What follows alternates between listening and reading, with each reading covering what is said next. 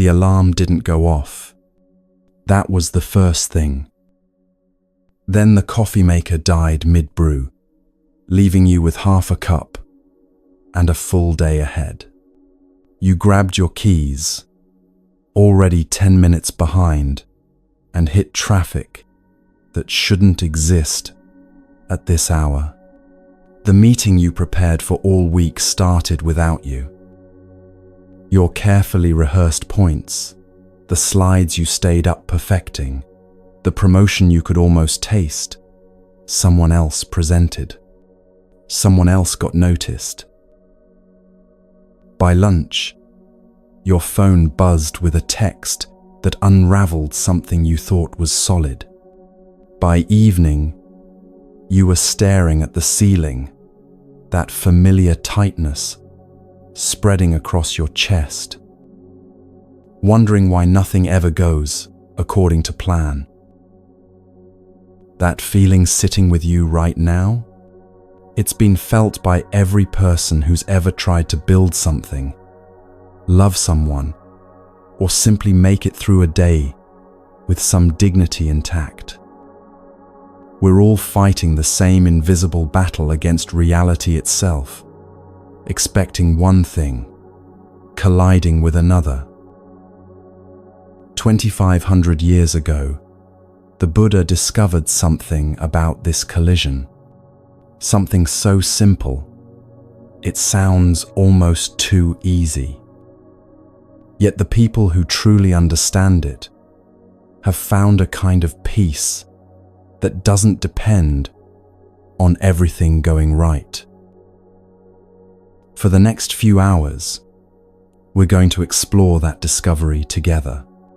If it feels right, grab a cozy blanket, settle somewhere quiet, and let this be a moment of global connection. You can rest here, drift if you need to, return when you're ready. Let's begin where the teaching always begins. With suffering, we can actually touch.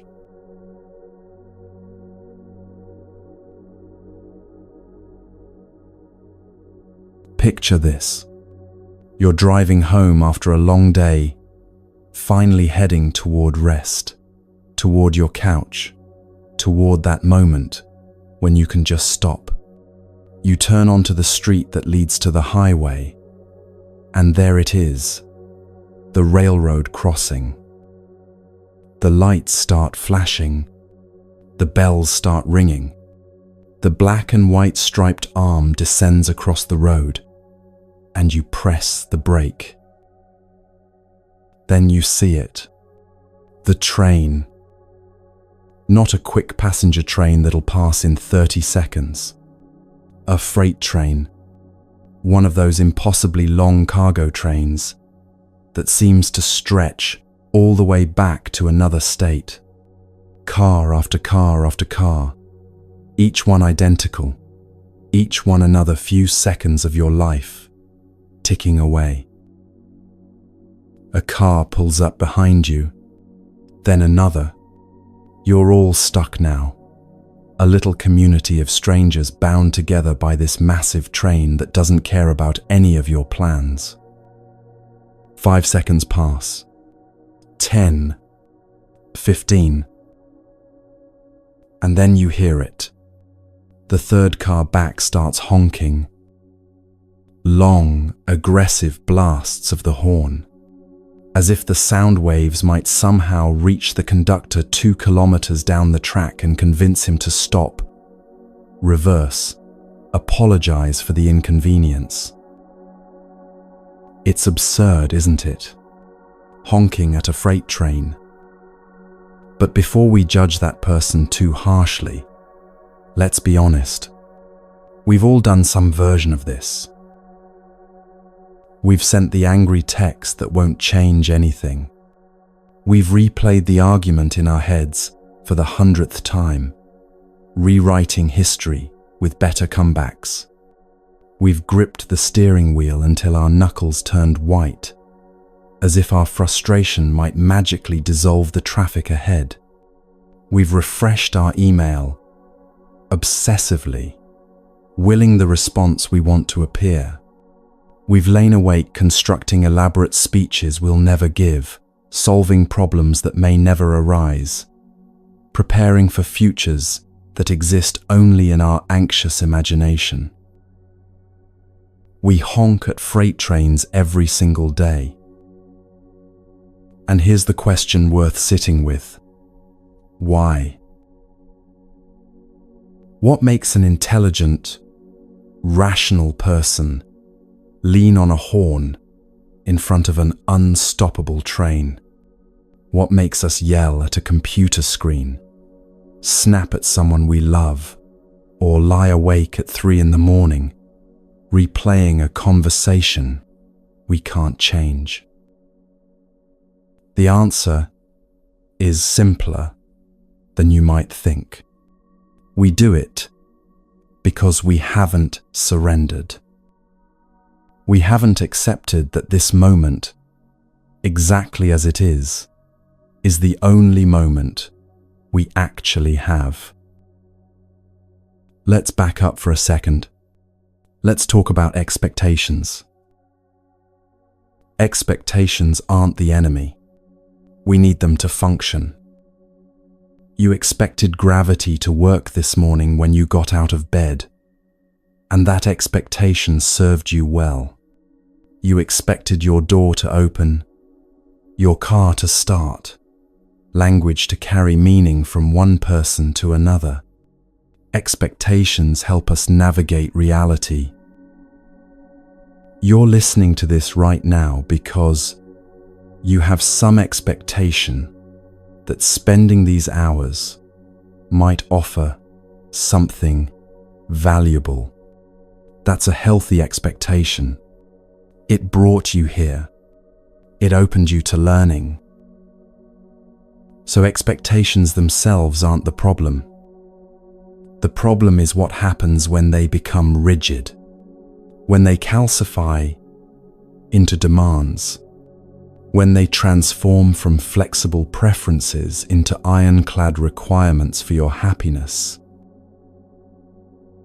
Think about your day today. Before it even started, you had a plan. Maybe not a detailed schedule, but a general sense of how things should unfold. You'd wake at a certain time, feel a certain way, accomplish certain things. You'd have certain conversations, receive certain responses, experience certain outcomes. And woven into that plan, often invisibly, was an assumption. The assumption that if these things happened in this way, you'd be okay. You'd be happy, or at least content. You'd feel some sense of accomplishment, some sense of worth. But then reality showed up. And reality, as it tends to do, had its own plans. The meeting went differently than you expected. The person you needed to talk to wasn't available. Your body felt tired when you wanted it to feel energized. The weather didn't cooperate. Someone said something that landed wrong. The email you were counting on didn't arrive.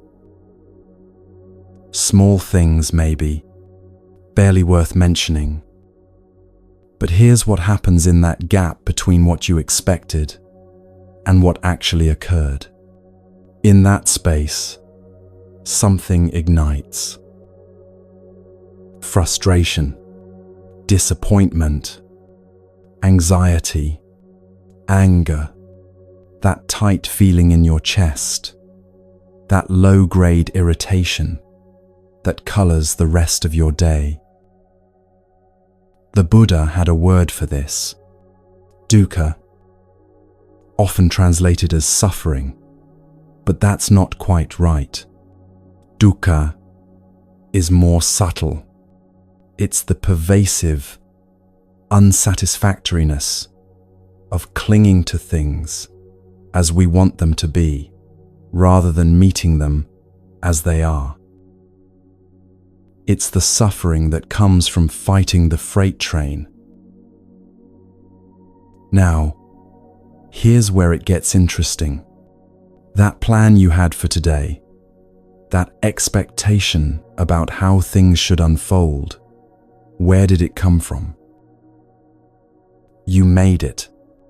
Your mind constructed it, piece by piece, based on past experiences, hopes, fears, desires, and 1,000 other variables. It's a mental model, a prediction, a story you're telling yourself about a future that doesn't exist yet. And there's nothing wrong with that. Planning is part of being human. We orient toward the future. We set goals, make commitments, build towards something. But watch what happens next. We take that mental construct, that fantasy of how things will be, and we attach to it. We grip it tightly. We say, "This is how it must be for me to be happy. This is how it must unfold for me to feel okay about myself, my day, my life." That attachment, that insistence, is what the Buddha called craving. And craving, he taught, is the root of suffering. Not the expectation itself, the rigidity around it, the should that we bolt onto reality. You should have gotten that promotion. The conversation should have gone differently. They should have understood what you meant. The traffic should not exist at this hour. Your body should feel better. The world should be more fair. Each should is a tiny prison bar. String enough of them together, and you've built a cage around your own peace. And here's what's particularly painful about this cage. You're the one who built it. You're the architect of your own confinement. The bars aren't made of steel, but of insistence, of refusal, of demanding that reality be different before you'll allow yourself to rest. Watch how this plays out in the smallest moments of your day. You're making breakfast and you drop a spoon. It clatters on the floor, and immediately there's a flash of irritation. Why? Because you expected breakfast to go smoothly, and now it hasn't. A tiny expectation, a tiny disappointment, a tiny moment of suffering. Multiply that by the dozens or hundreds of small expectations you carry through a single day, and you begin to see why you feel so tired by evening. You've been in subtle battle with reality all day long, fighting 1,000 small freight trains. At a meditation retreat, a woman sat in the opening session as the teacher introduced the theme for the weekend: love and compassion. The foundations of Buddhist practice, the heart of transformation. From across the room, someone sighed. Then a voice, not quite under the breath, said, "Compassion again. I already know about compassion."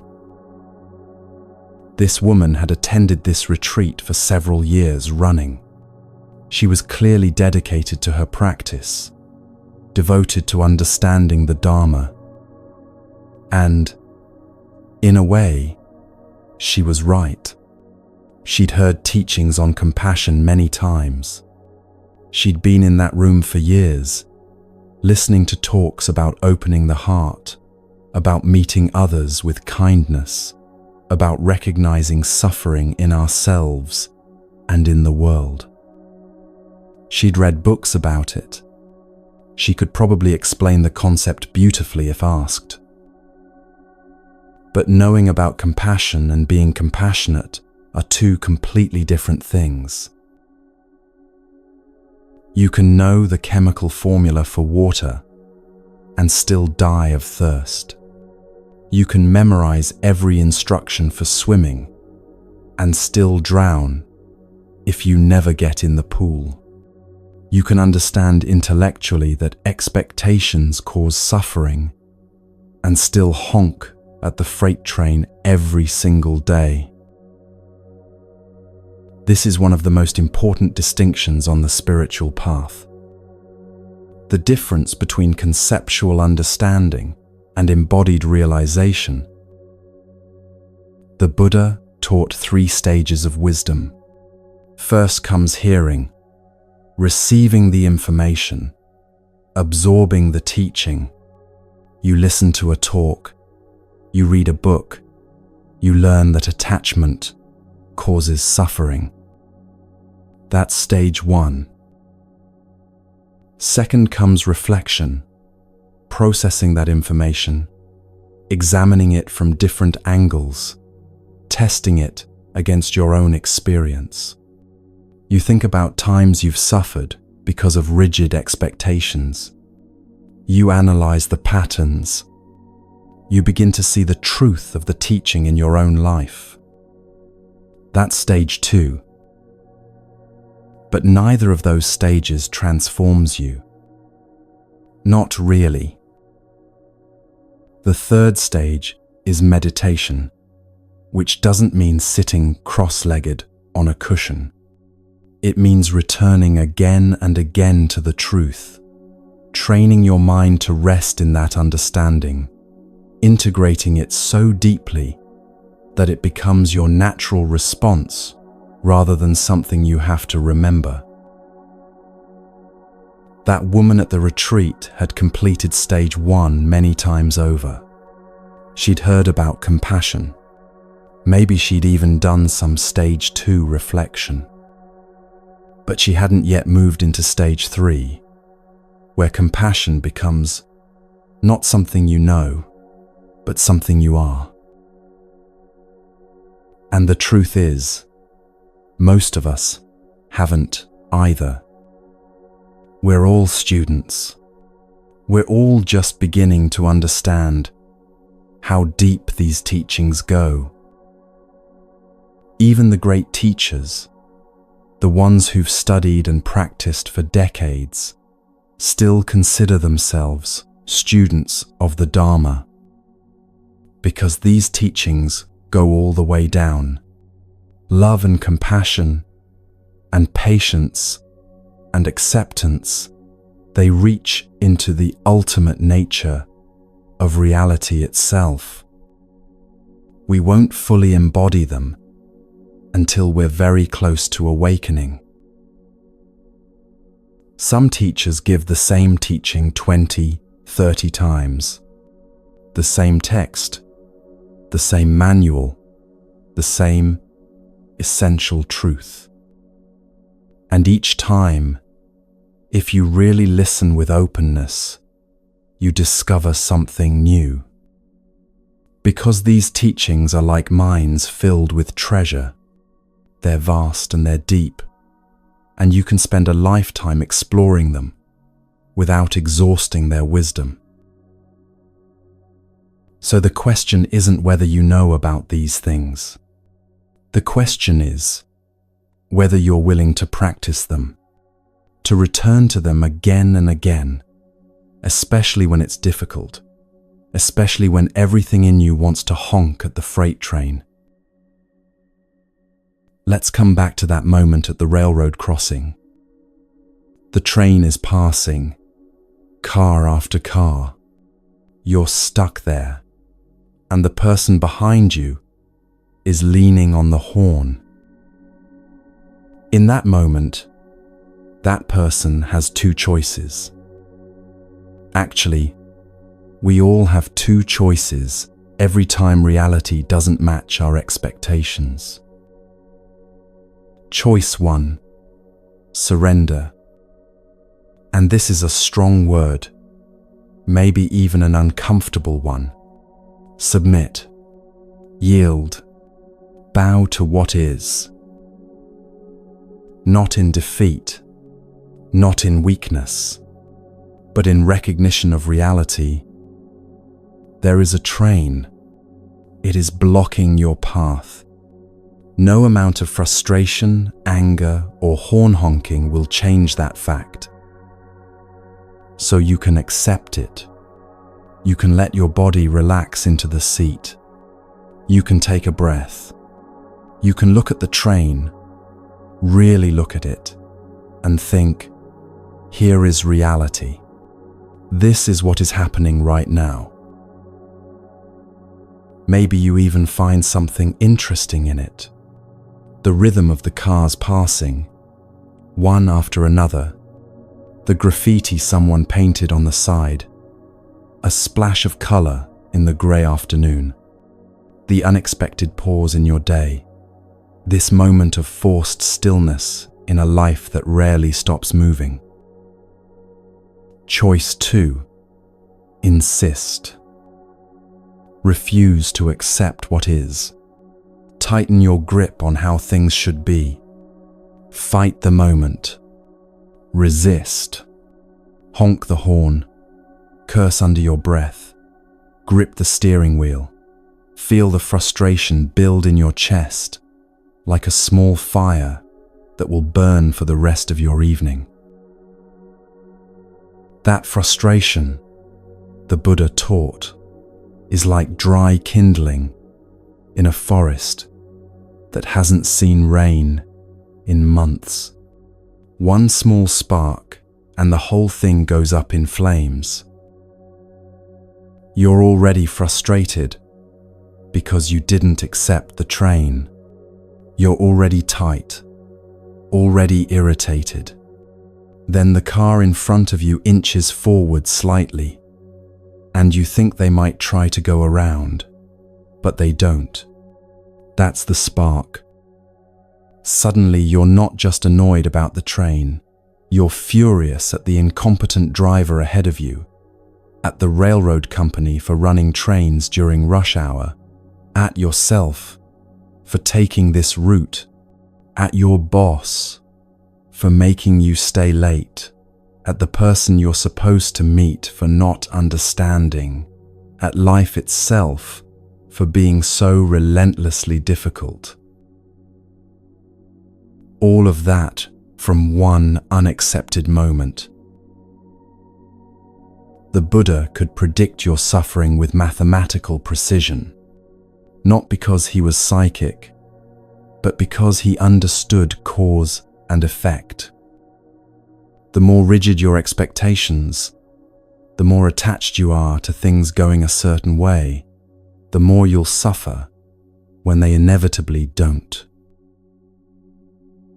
It's almost predictable how much frustration you'll experience based on how tightly you're gripping your plan, your idea of how this moment should be, your requirement that reality conform to your preferences before you'll allow yourself to be at peace. And here's what's so tender about this, so heartbreaking, in a way. You're not doing it because you're bad or broken or failing spiritually. You're doing it because you think your happiness lives in the future. You think your happiness is in getting that promotion, having that conversation go well, arriving on time, checking off all the items on your list. You've placed your peace somewhere up ahead, contingent on conditions being just right. But peace doesn't live in the future. It can't. The future is a fantasy, a mental construct, a prediction that may or may not unfold the way you imagine. Peace lives here, right in this moment, exactly as it is. And the only thing standing between you and that peace is your insistence that this moment should be different. Let that land for a second. The only thing between you and peace right now is your argument with reality. Not the traffic, not the difficult person, not the unmet expectation. Your resistance to what is. This is what the Buddha meant when he taught about acceptance as the doorway to peace. He wasn't saying you have to like everything that happens. He wasn't saying you can't work to change difficult situations or grow or improve your circumstances. He was saying something much more radical. He was saying that peace isn't about changing reality to match your preferences. It's about meeting reality exactly as it shows up, without the overlay of resistance, without the should that keeps you in constant battle with the present moment. This isn't passivity. This isn't giving up. It's the opposite. When you stop fighting the train, when you accept that yes, there is a train, and yes, I'm stopped here right now, something miraculous happens. Space opens up. Your nervous system relaxes, and from that relaxed, spacious, accepting place, you can actually respond wisely. Maybe you pull out your phone and send a text letting someone know you'll be late. Maybe you take 3 deep breaths and feel your shoulders drop. Maybe you turn on music you love and let yourself rest for these few unexpected minutes. Maybe you simply sit there, hands loose on the wheel, watching the train pass, marveling at the strange gift of forced stillness. But when you're busy honking at the train, gripping the wheel, building the fire of frustration in your chest, you can't do any of that. You're stuck in reaction, trapped in resistance, suffering unnecessarily. And here's the beautiful, liberating truth at the heart of all of this. You don't have to wait until conditions are perfect to be at peace. You don't have to wait until you get the promotion, until the relationship heals, until your health improves, until the traffic clears.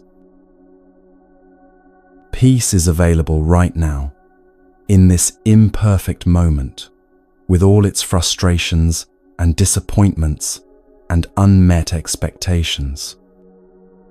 Not because everything is okay, but because you've stopped demanding that everything be different before you'll allow yourself to rest. That's the invitation. Not to lower your standards or stop caring about your goals or abandon your plans, but to hold them lightly, to meet each moment with openness rather than rigidity, to notice when you're honking at freight trains and gently, compassionately ask yourself, what would it feel like to stop? What would it feel like to surrender to this moment, exactly as it is? Not because you're defeated, but because you're finally ready to stop fighting a battle you can't win. The battle against reality itself.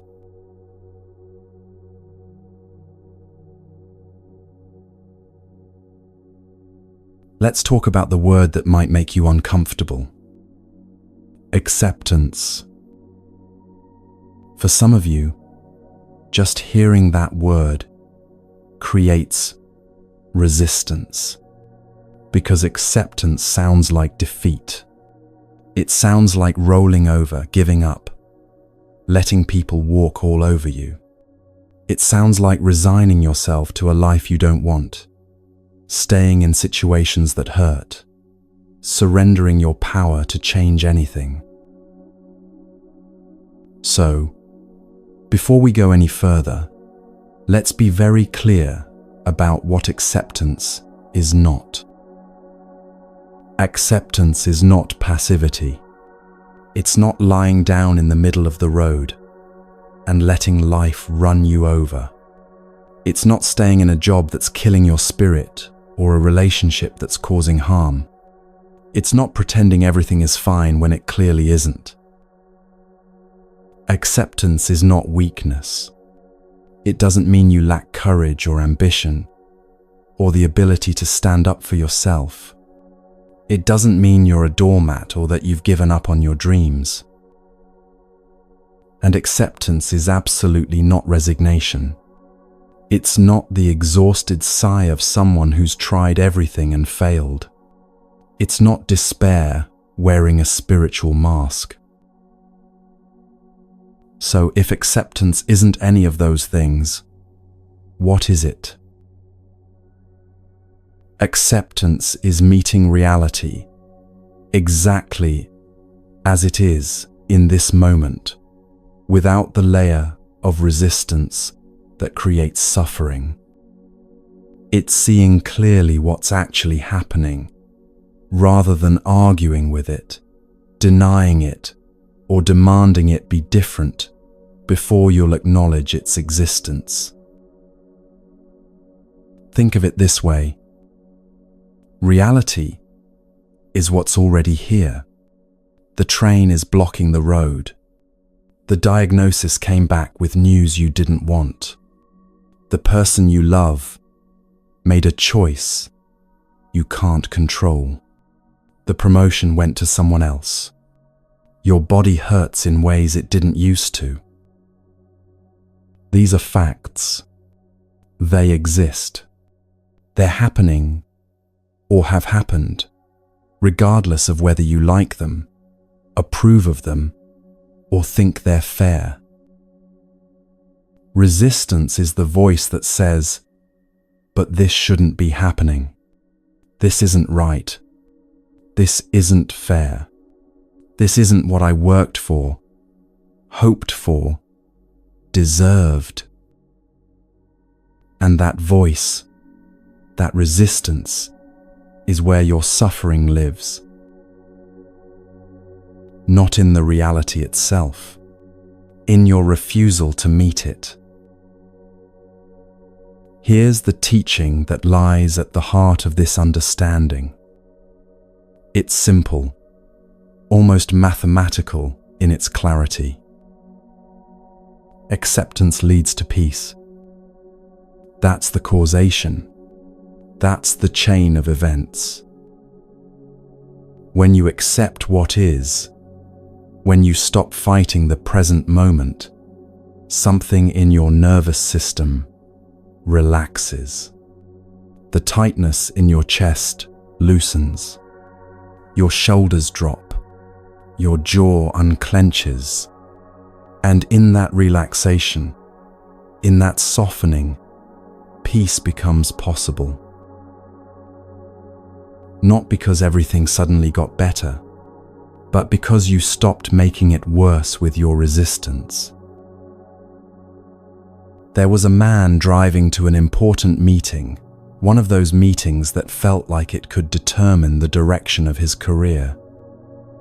He'd prepared for weeks. He knew his presentation inside and out. He'd left early, giving himself plenty of time. Then he hit traffic. Not the slow-moving kind where you can at least inch forward. The completely stopped kind. Brake lights stretching to the horizon. Everyone motionless. Trapped. He did what most people do. He checked his phone for alternate routes. But he was on a highway with nowhere to exit. He called ahead to let them know he'd be late. Heard the disappointment in their voices. He gripped the steering wheel and felt his heart start racing, that familiar panic rising in his chest. This was it. His chance, slipping away, because of something completely outside his control. The unfairness of it burned in his throat. And then, sitting there in his car, with nowhere to go and nothing to do about it, he remembered something he'd heard once. That you always have a choice about how you meet this moment. So he tried something. He took his hands off the wheel and let them rest in his lap. He took a breath, and then another. And he said out loud, to himself, to the universe, to no one in particular, "This is what's happening right now." Not, "This shouldn't be happening." Not, "This is terrible." Just, "This is what's happening." He felt something shift. Not in the traffic, which remained completely stopped, but in his body. The panic began to recede. His breathing steadied. He looked around and really saw where he was for the first time. The late afternoon sun coming through the window. The person in the car next to him, also stuck, also dealing with their own disappointment. The strange community of strangers, all bound together in this shared moment of complete helplessness. He ended up missing the meeting entirely. By the time traffic cleared, it was over. But something else happened. He called back and explained what had occurred, speaking from a place of calm rather than frantic apology. And because he was calm, because he'd already accepted what couldn't be changed, he was able to think clearly about what could be changed. He proposed a video call for the next day, sent his presentation materials ahead of time, followed up with a thoughtful email. He got the contract, not despite missing the meeting, but perhaps because of how he handled missing it. But what struck him most about that day, what he would carry forward for years, was discovering that he could be okay, even when things didn't go his way. That peace wasn't dependent on everything working out perfectly. That he'd been carrying this belief his whole life. The belief that he could only relax once everything was under control, and it wasn't true. The peace was available all along. He'd just been refusing to access it because he was too busy fighting what is. Let's look at another story, a harder one. A woman in her early 40s went to her doctor for a routine checkup. She'd been feeling tired, more than usual, but she attributed it to stress, to working too much, to getting older. The doctor ran some tests. The diagnosis came back with words no one wants to hear. Chronic illness. Manageable, but not curable. Something she'd live with for the rest of her life. Something that would require adjustments, medications, careful attention to her body's limits. Her first response was denial. This couldn't be right.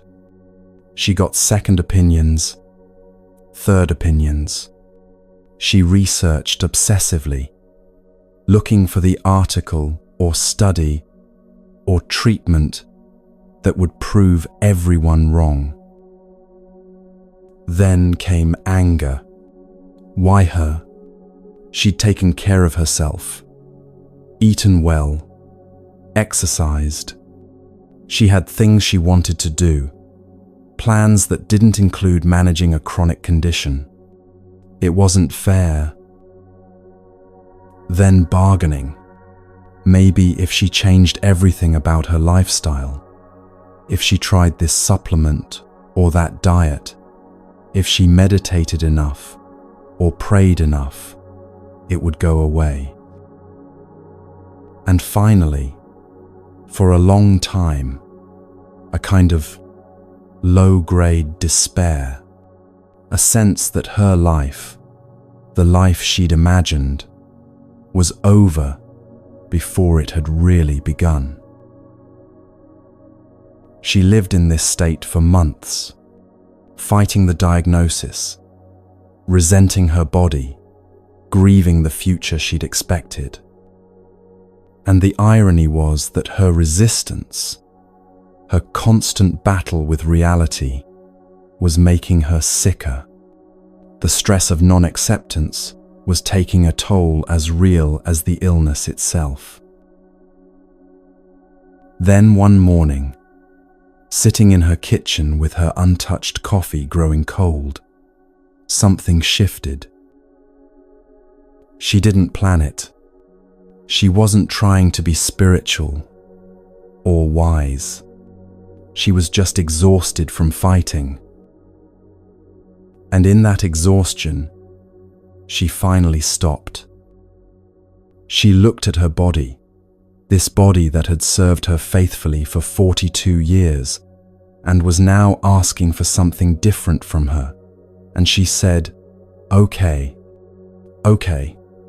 this is what's happening. This is my reality now. Not with resignation, not with defeat, but with a kind of tender recognition. This is what is. And when she stopped fighting it, when she finally accepted what was actually happening, rather than exhausting herself trying to make it not be true, something extraordinary occurred. She started living again, really living. She began to listen to her body in ways she never had before. She learned its new rhythms, its needs, its wisdom. She made the adjustments that were necessary, not with resentment, but with care. She let go of some dreams and discovered new ones. She learned to ask for help, something she'd never been good at. She built a life that worked with her limitations, rather than constantly railing against them. And years later, looking back, she would say something profound. The diagnosis didn't change. I still have this condition, but my suffering around it ended the day I stopped insisting it shouldn't exist. The pain is still there sometimes, but the suffering, that was something I was adding. Pain is inevitable, the Buddha taught. Suffering is optional. Pain is what happens when reality includes difficulty, loss, illness, death. These are part of being human, part of having a body, part of loving people and things that don't last forever. But suffering is what we create when we refuse to accept that pain is happening, when we layer resistance and denial and anger and "this shouldn't be" on top of the pain that's already present. Acceptance doesn't eliminate pain, but it eliminates the suffering we create by fighting the pain, denying it, or believing we shouldn't have to feel it. One more story, because this pattern shows up everywhere in life. A young man was in a relationship he thought would last forever. 5 years together, plans for marriage, a whole future, carefully constructed in both their imaginations. Then one evening, she told him she couldn't continue. Something fundamental had shifted for her. She still cared about him, but she couldn't be in the relationship anymore. He tried everything to change her mind. He made promises, negotiated, explained all the reasons they should stay together. He replayed every conversation they'd ever had, looking for the moment where things went wrong, the thing he could have done differently. But she was clear. It was over.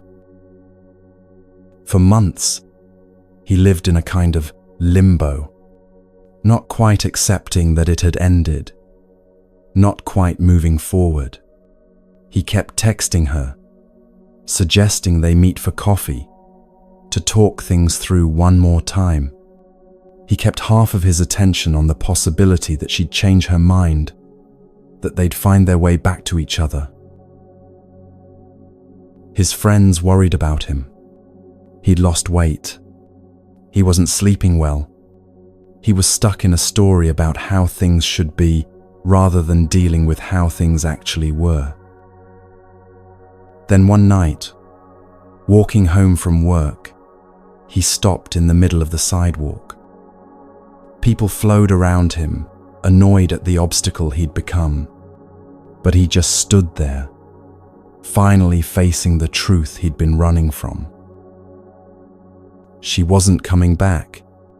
This relationship was over. That future he'd imagined wasn't going to happen. And instead of collapsing under the weight of that truth, he felt something unexpected. Relief. Because the truth, even when it's painful, is solid ground. You can stand on it. You can start from there. But as long as you're living in fantasy, in what should be, or what might be, if only things were different, you're standing on nothing. You're suspended in a kind of suffering that has no end, because you never let yourself arrive at what's real. He went home that night and wrote her one final message, not trying to change her mind or keep a door open, just acknowledging the truth, thanking her for what they'd shared, and saying goodbye. It hurt. Of course it hurt. The pain didn't disappear because he accepted it. But the suffering did. The agonizing, constant suffering of non-acceptance lifted, and in the space that opened up, he could finally begin to grieve, to heal, and eventually to move forward. 6 months later, he would reflect on something profound. When I was fighting the breakup, trying to make it not be true, I was completely stuck. I couldn't move forward because I was using all my energy trying to go backward. The day I accepted it, really accepted it, I had my life back. Not the life I'd planned, but my life. And I could finally start living it. Do you see the pattern in these stories? In all 3 cases, acceptance didn't change the external reality. The traffic didn't clear faster. The diagnosis didn't go away. The relationship didn't magically repair itself. But something profound changed internally. A kind of softening happened. A releasing of the clench, the fight, the endless argument with what is. And in that softening, in that space that opens, when you stop contracting against reality, peace becomes possible. Not the peace of everything being perfect, but the peace of finally being present with what's actually happening, instead of exhausting yourself wishing it were different. This is what the Buddha meant when he taught that acceptance is the doorway to peace. It's not the only doorway. There are others, but it's the one most of us keep missing because we're so busy looking for a doorway that leads somewhere else. We want the doorway that leads to the life we planned, the circumstances we prefer, the reality where everything goes our way. And we'll stand in front of that locked door for years, decades even, pushing against it, demanding it open, refusing to acknowledge that it's not a door at all. It's a wall we're beating our heads against. Meanwhile, the actual doorway, the one that leads to peace, is right here. It's always been right here. It's simply the doorway of accepting what is. And here's what's so beautiful, so liberating about this teaching. Acceptance doesn't trap you in circumstances you don't want. It's actually the opposite. When you're fighting reality, when you're stuck in non-acceptance, all your energy goes into that fight. You can't see clearly because you're so busy arguing with what you're seeing. You can't act wisely because you're acting from a place of resistance and reactivity. But when you accept what is, when you meet reality clearly, without the fog of resistance, something miraculous happens. You can finally respond instead of react. You can ask, okay, this is what's happening.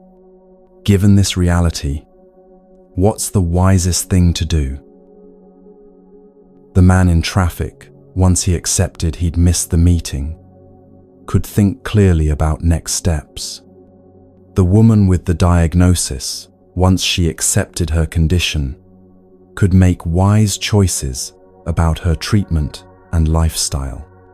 The young man, once he accepted the breakup, could begin the actual work of healing rather than staying stuck in fantasy.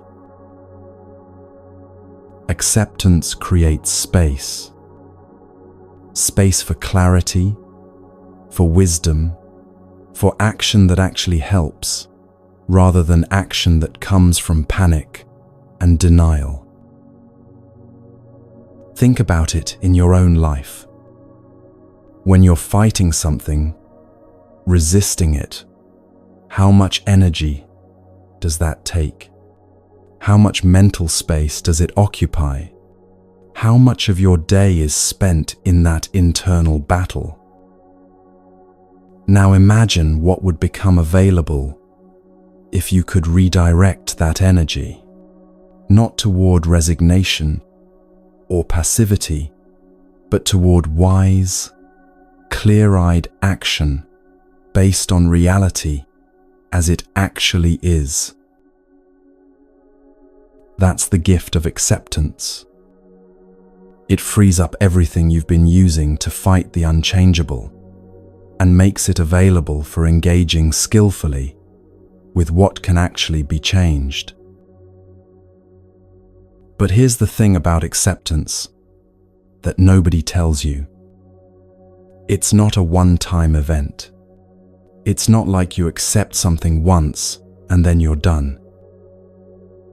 Acceptance is a practice, a returning, something you have to choose again and again, especially with the hard things, the things that hurt, the things that feel unfair. The woman with the chronic illness didn't accept once and never struggle again. There were mornings when she woke up and felt the familiar resistance rising, the why me, the grief for the life she'd imagined. But she'd learned something crucial. She'd learned how to recognize that resistance and how to soften around it, how to come back to acceptance even when it was hard. This is the practice. This is what we're actually training in. Not becoming people who never resist or never wish things were different, but becoming people who can recognize when we're resisting and choose to meet reality instead of fighting it. And slowly, gradually, that choice becomes easier. The pathway of acceptance gets worn smooth from walking it so many times. The softening becomes more familiar than the clenching. Peace becomes more accessible than suffering. Not because your life becomes perfect, but because you've stopped requiring perfection as the price of your peace. There's a teaching that appears often in Buddhist texts. Trying to avoid pain by controlling circumstances is like trying to cover the whole earth in leather, so you never have to encounter rough ground. It's impossible, exhausting, and completely misses the point. The alternative? Put on shoes. Cover your own feet. Develop the inner resources to walk through life as it actually is, rather than exhausting yourself trying to pave every path ahead of time. Acceptance is how you put on shoes. It's how you develop the capacity to walk through difficult terrain without being destroyed by it. It's how you build resilience not by avoiding pain, but by learning to meet it without adding layers of suffering on top. And the peace that comes from acceptance is different from the peace of everything going your way. The peace of everything going your way is fragile. It depends on circumstances remaining favorable, on people behaving the way you want, on life cooperating with your plans.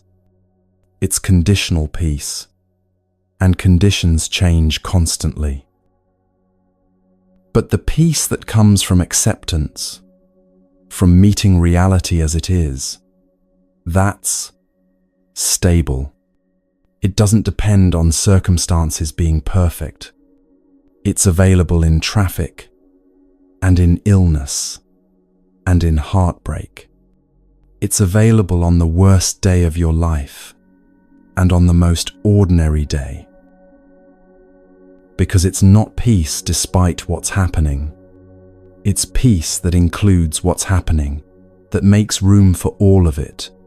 The joy and the pain, the success and the failure, the plans that work out and the ones that fall apart. This is the doorway you've been missing. Not the doorway to a perfect life, but the doorway to being at peace with the life you actually have. And standing in that doorway right now, maybe you're thinking, this sounds beautiful, but I don't know if I can do it. I don't know if I have what it takes to accept things, especially the hard things, the unfair things, the losses I never wanted to face. And you're right to wonder, because acceptance requires something you might think you don't have enough of. Something you've probably never considered a spiritual practice. Something that sounds ordinary but turns out to be the key to everything. It requires patience.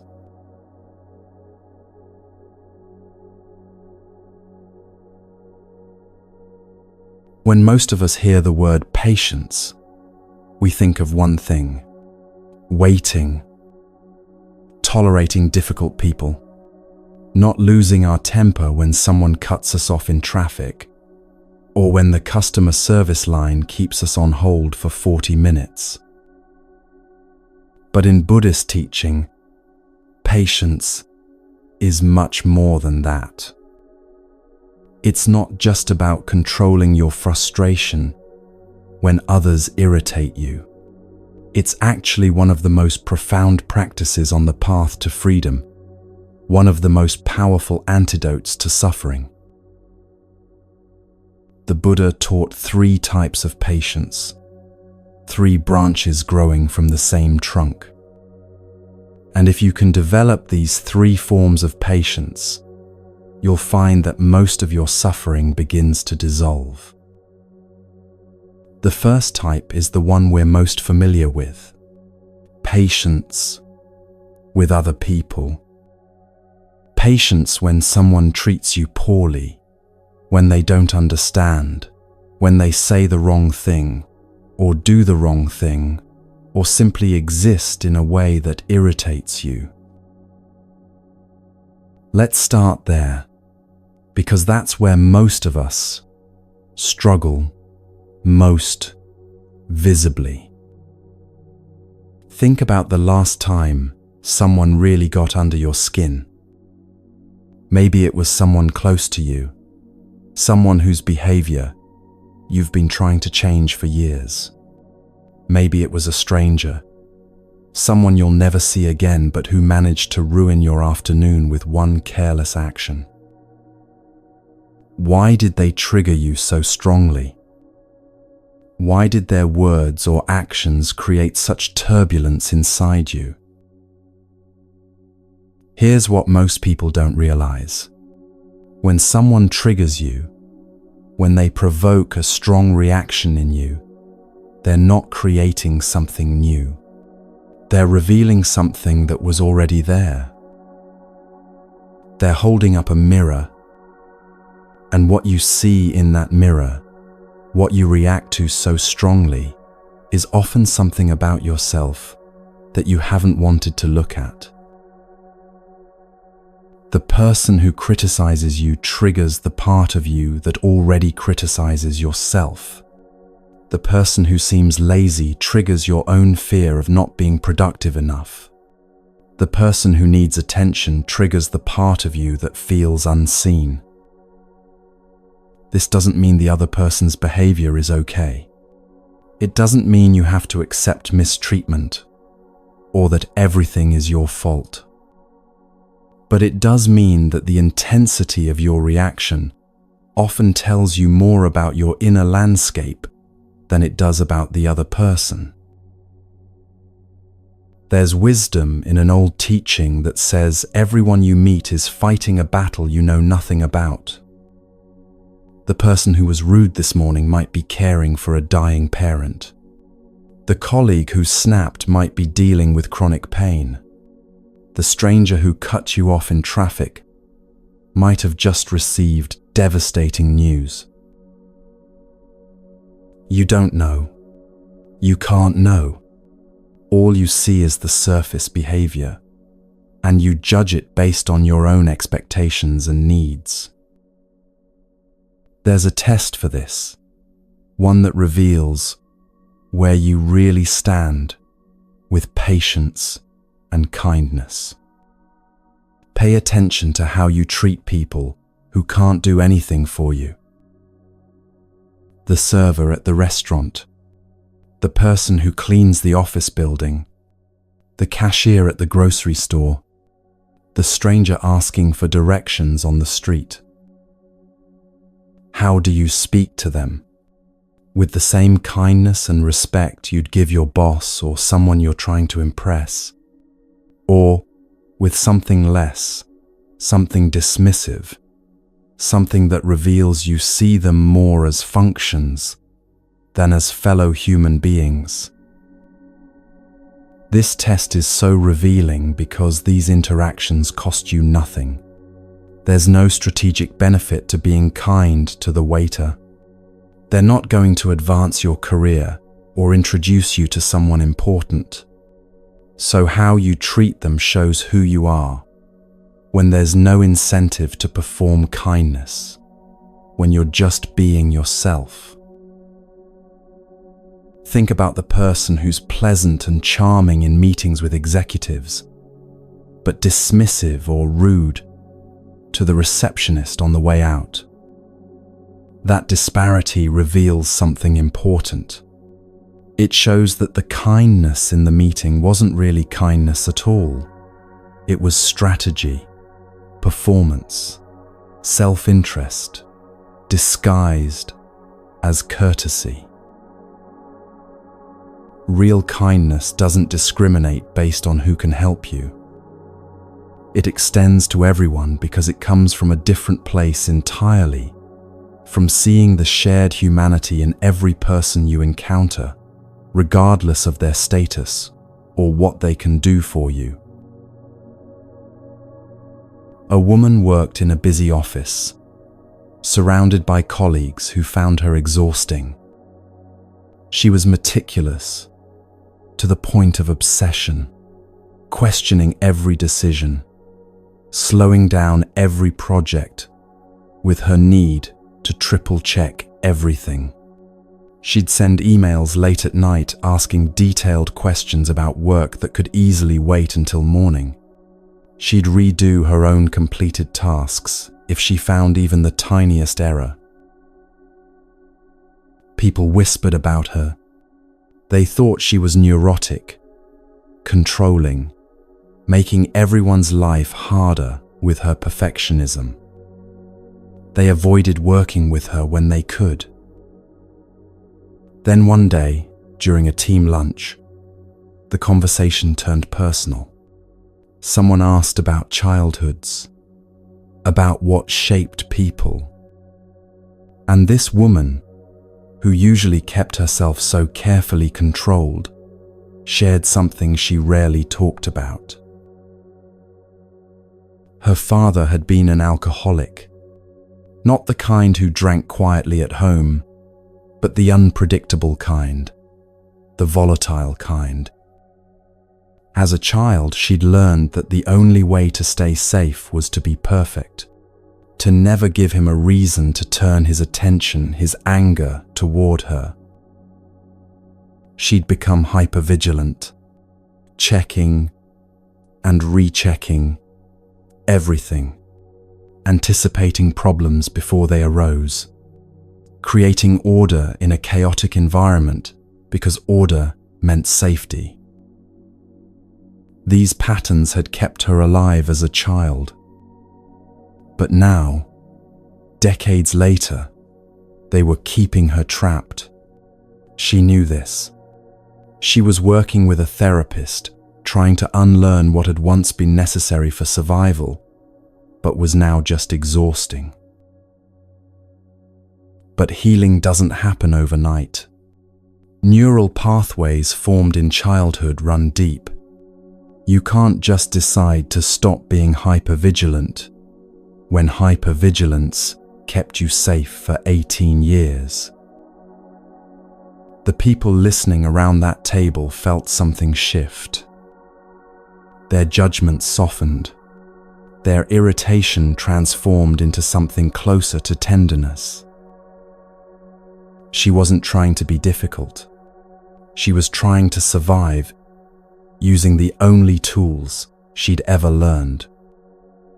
And everyone who'd been annoyed by her perfectionism had completely missed what was actually happening. Someone doing her very best to function while carrying a childhood that still lived in her nervous system. This is what the Buddha meant when he taught about seeing the suffering behind behavior. Every difficult person you encounter is suffering in some way. Their behavior, the thing that triggers you, is often their unskillful attempt to deal with that suffering. The aggressive person is often afraid. The controlling person often feels powerless. The person who needs constant validation often carries deep wounds of not being seen. And when you can see that, when you can look past the irritating behavior to the suffering underneath, something shifts. Not immediately, not perfectly, but gradually. Your impatience softens, your judgments quiet, and what emerges is something closer to compassion. This doesn't mean you have to tolerate harmful behavior. You can set boundaries, protect yourself, walk away from situations that aren't healthy. But you can do all of that without the overlay of harsh judgment, without the story that this person is fundamentally wrong or bad or less worthy of kindness than anyone else. They're just human, struggling, like you, doing their best with limited tools and old wounds and fears they might not even be aware of. That's the first type of patience. Patience with others, even when they're difficult, even when they trigger you, even when they seem to be making your life harder. Now let's talk about the second type, one that's even more challenging for most people. Patience with your own growth. When you start any new practice, whether it's meditation, or learning an instrument, or changing a habit, there's usually a honeymoon phase. Everything is new and interesting. You're excited about the possibility of transformation. The novelty itself creates a kind of pleasure. Someone starts meditating, and it feels profound. They sit there for 20 minutes and think, "This is it. This is the answer. I'm going to do this every day for the rest of my life." The practice feels magical during this phase. Every session seems to offer something new, a moment of calm, an insight, a sense of possibility. It's easy to be consistent because you're being carried by enthusiasm. But then something happens. Usually, after a few weeks or months, the newness wears off. The practice becomes familiar, predictable, and instead of feeling inspired, you start to feel bored. This is the second stage, the disenchantment. The meditation cushion starts to feel uncomfortable. Your mind wanders more than it settles. 20 minutes feels very long, and you start checking the timer. The practice that once felt like a doorway to something profound now feels like a chore, another item on an already overwhelming to-do list. And this is where most people quit. They think, "This isn't working for me anymore. Maybe I need a different technique, a different teacher, a different approach." They go looking for the next thing that will recreate that honeymoon feeling, that initial spark of excitement and possibility. And they find it, briefly, before that too becomes familiar, and they're looking again. But here's what nobody tells you. The practice hasn't stopped working. You've just moved past the stage where it works by being novel and exciting. Now it's asking you to work in a different way. The boredom is actually your graduation ceremony. It's the signal that you're ready for the real practice to begin. Because in the honeymoon phase, the practice was choosing you. Your emotional reaction to it, your curiosity about it, your excitement, those things pulled you toward the cushion. You didn't need discipline because you were being carried by enthusiasm. But when the practice becomes familiar, when the novelty wears off, now you get to choose it. Now you're building something real. You're training the capacity to show up even when you don't feel like it, to choose what you value over what you want in the moment. This is where transformation actually happens. Not in the exciting moments, but in the boring ones. Not when practice feels good, but when it feels like nothing special, and you do it anyway. A man started meditating after his marriage ended. The divorce had left him unmoored, anxious, unable to sleep through the night. Someone suggested meditation, and he tried it, more out of desperation than genuine interest. At first, it was hard. His mind wouldn't settle. He'd sit there replaying arguments, imagining different outcomes, drowning in regret and what-ifs.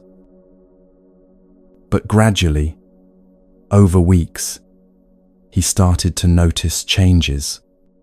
He could take a breath and actually feel himself calm down.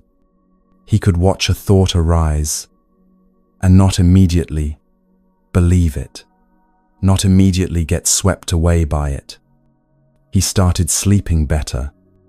The constant anxiety began to soften. He became devoted to the practice. Every morning, 30 minutes on the cushion before anything else. It felt like the most important thing he did all day, the foundation that made everything else possible. But after about 6 months, something shifted. The practice started to feel routine. Some mornings, he'd sit there thinking about his work schedule. Other mornings, he'd fall asleep. It stopped feeling like a revelation and started feeling like just sitting there, watching the clock, waiting for it to be over. He almost quit. The voice in his head said, "Maybe I've gotten what I needed from this. Maybe it's time to try something else."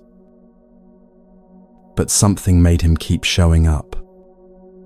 Maybe stubbornness, maybe intuition, maybe just the simple fact that he'd built a habit and didn't want to break it. Even on the mornings when it felt pointless, when his mind wandered constantly, when he couldn't remember why he'd ever thought this was helpful, he kept sitting down on that cushion. And slowly, over months, something shifted again. Not back to the honeymoon phase, not back to that initial excitement. Something different entirely. He stopped caring whether the session felt good, or profound, or peaceful. He stopped evaluating each sit as successful or unsuccessful. He started to understand that the practice was working not in those special moments of clarity, but in the ordinary moments of just showing up. The muscle he was building wasn't the muscle of having peaceful meditations.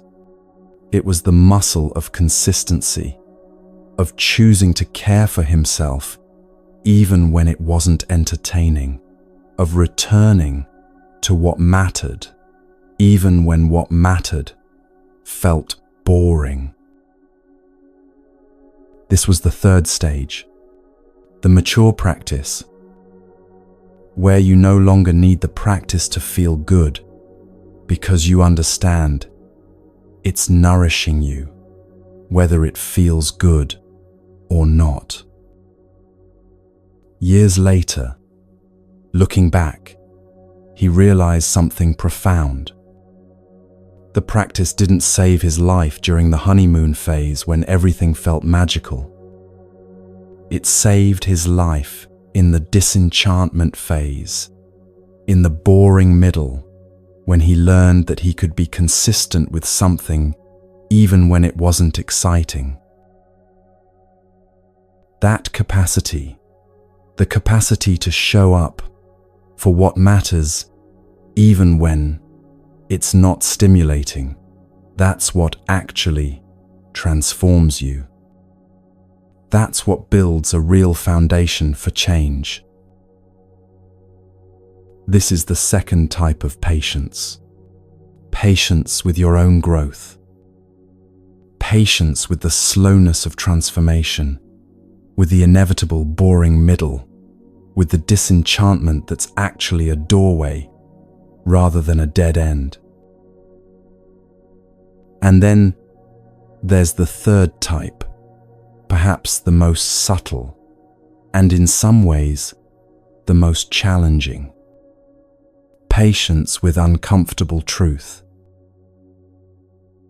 There are truths about reality that we don't want to hear, truths that threaten our sense of control, our ideas about how things should be, our stories about who we are.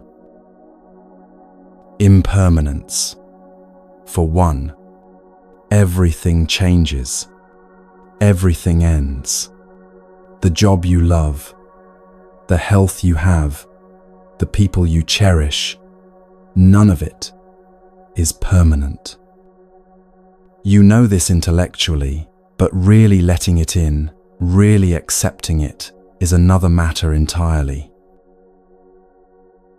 Or the truth about control. How little of life you actually control. You can influence things, work toward outcomes, make wise choices, but you can't control whether you get sick, whether the people you love will stay, whether your plans will work out. Or the truth about who you are, that you're not as patient as you think, not as selfless, not as wise, not as far along the path as you'd like to believe. These truths are uncomfortable.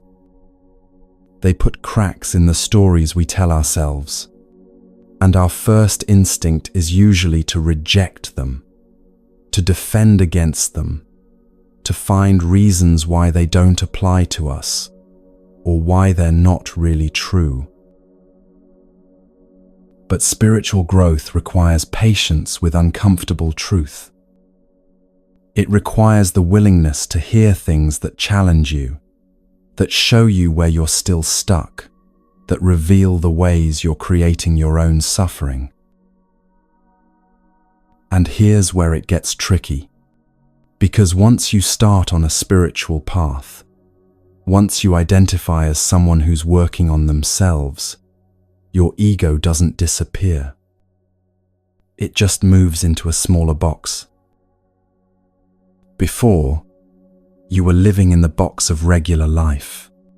The ego could seek status through money or appearance or achievements or social position. But now you've decided to be spiritual, to work on yourself, to pursue enlightenment. So the ego has to adapt. It has to find new ways to feel important, new ways to be better than others, new ways to avoid the discomfort of ordinary humanness.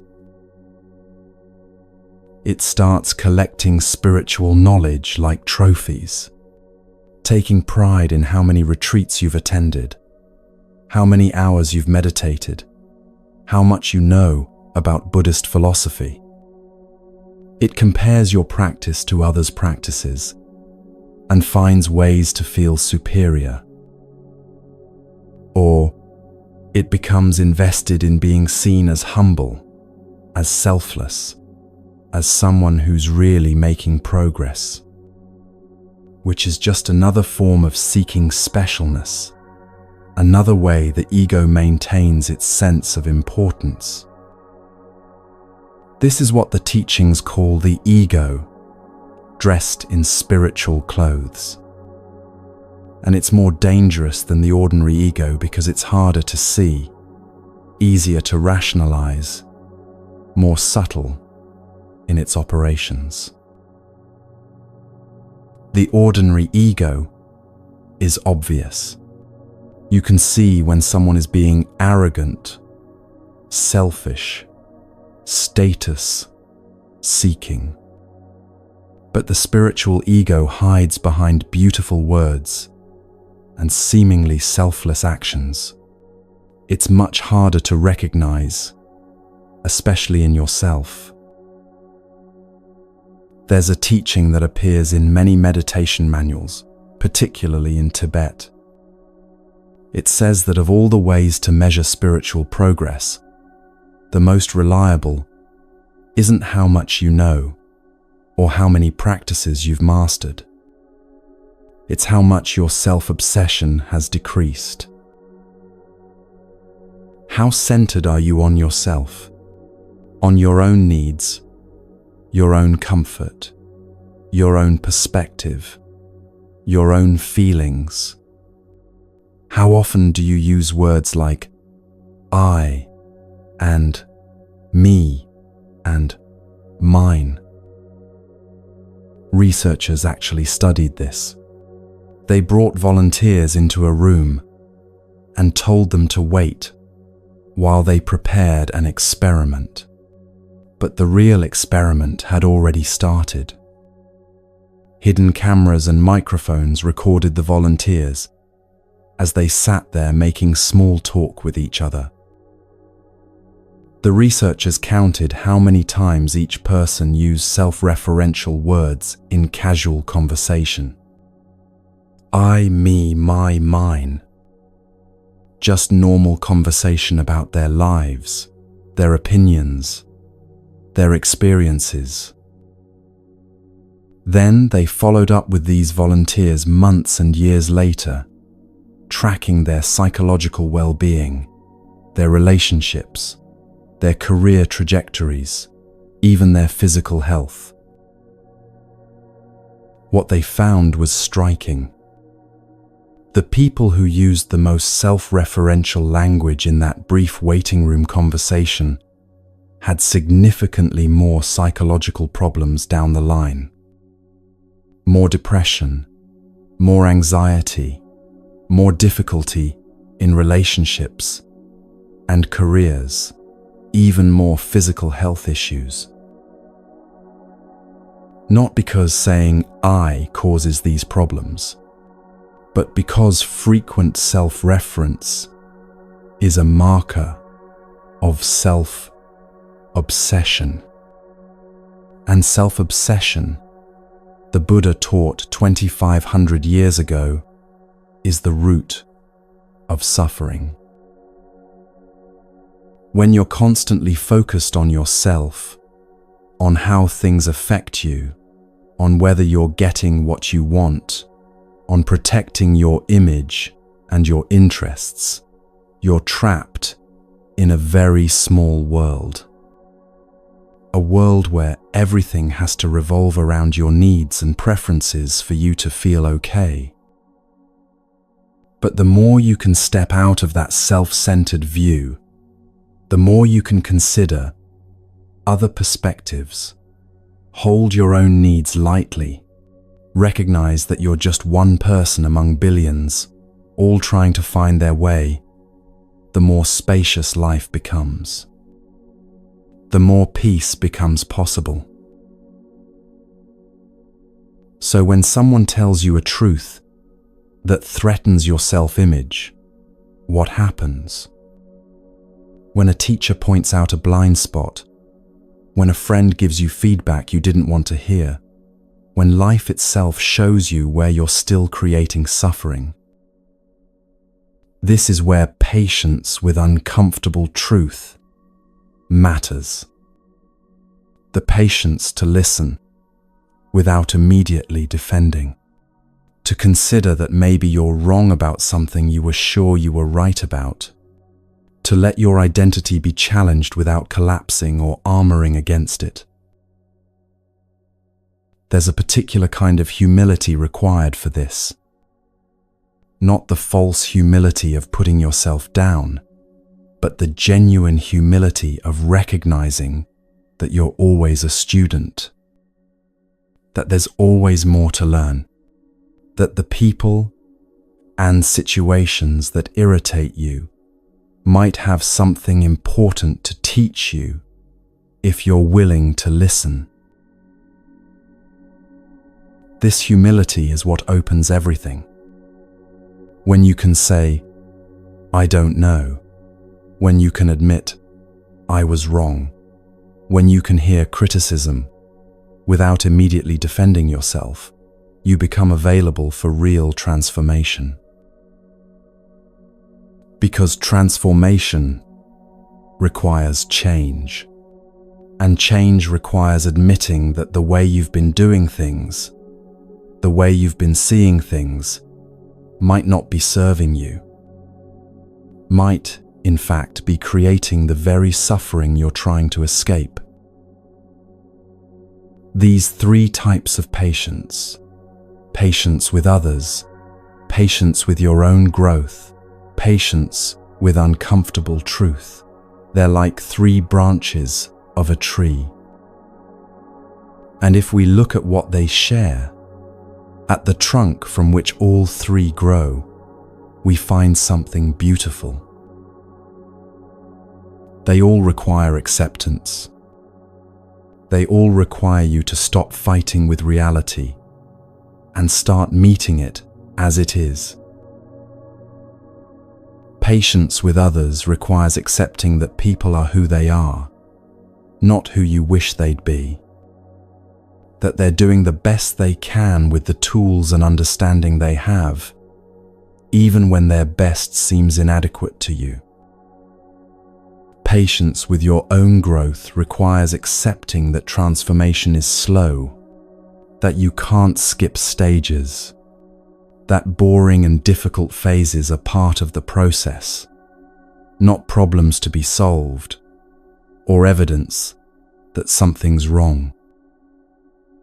Patience with uncomfortable truth requires accepting that reality doesn't care about your preferences, that impermanence and lack of control are features of existence, not bugs, and that your ego will resist these truths until the day you finally, fully let them in. And underneath all of that acceptance is peace. The peace that comes when you finally stop fighting, stop resisting, stop demanding that this moment be different before you'll allow yourself to rest. That's the trunk of the tree. Acceptance leading to peace. And from that peace, from that grounded, spacious, softened place, wise action becomes possible. Not reaction, not resistance, but response. Measured, clear, aligned with your deepest values, rather than your momentary frustrations. So, when that difficult person triggers you tomorrow, you'll have a choice. You can react from that old place of impatience and judgment, or you can pause, take a breath, and remember that they're fighting battles you can't see. When your practice feels boring next week, when the excitement has worn off and you're tempted to quit, you'll have a choice. You can give up and start looking for the next shiny thing, or you can recognize that you've graduated to the stage where real transformation becomes possible. When life shows you a truth you don't want to see, When someone points out a blind spot, or when circumstances reveal your lack of control, you'll have a choice. You can defend, deny, and stay stuck, or you can soften into the humility that opens everything. These aren't easy choices. Patience isn't easy, but it's possible, and it gets easier with practice. The pathway gets worn smooth from walking it again and again, until one day you realize that patience has become not something you're trying to cultivate, but something you are. It's woven into how you meet the world, how you meet others, how you meet yourself. And in that patient meeting, in that accepting presence, suffering begins to dissolve. Not because everything becomes perfect, but because you've stopped requiring perfection as the price of your peace.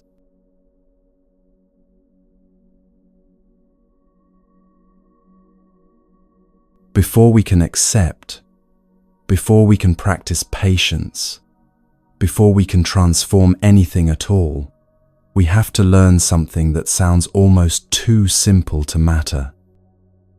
We have to learn how to listen. Not hearing, listening. There's a world of difference between the two. You can hear something 100 times and never really listen to it. The words enter your ears, bounce around in your mind for a moment, and then disappear without leaving any real trace. You've heard it, but you haven't received it. You haven't let it in. And here's what most people don't realize. You can't integrate what you haven't truly heard. You can't practice what you haven't genuinely received. You can't embody wisdom that never made it past your ears. This is why the same teachings get repeated over and over in spiritual traditions. Not because the teachers have run out of things to say, but because hearing something once, or even 10 times, doesn't mean you've actually listened to it. Think about the most important truths in your life.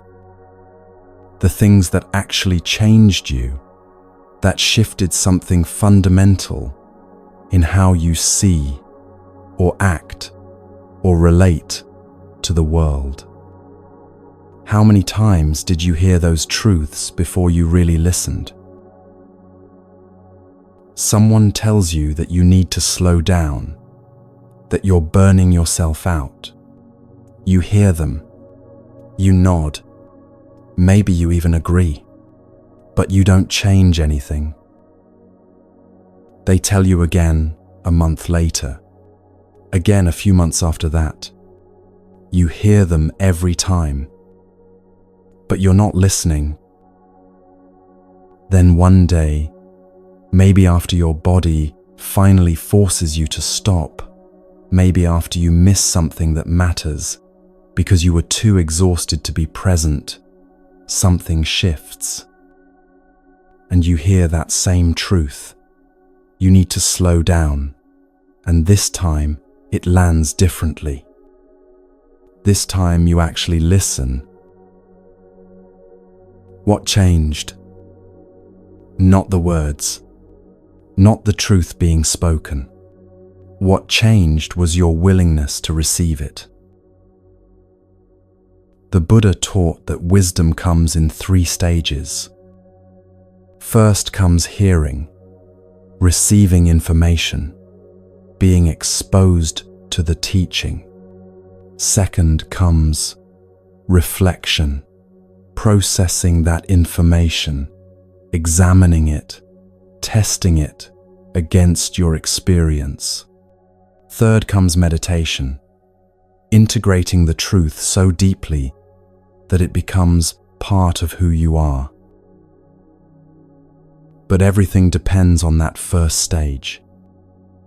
If you don't truly listen, if you don't genuinely receive the teaching, you have nothing to reflect on, nothing to integrate, nothing to practice. So what does it mean to really listen?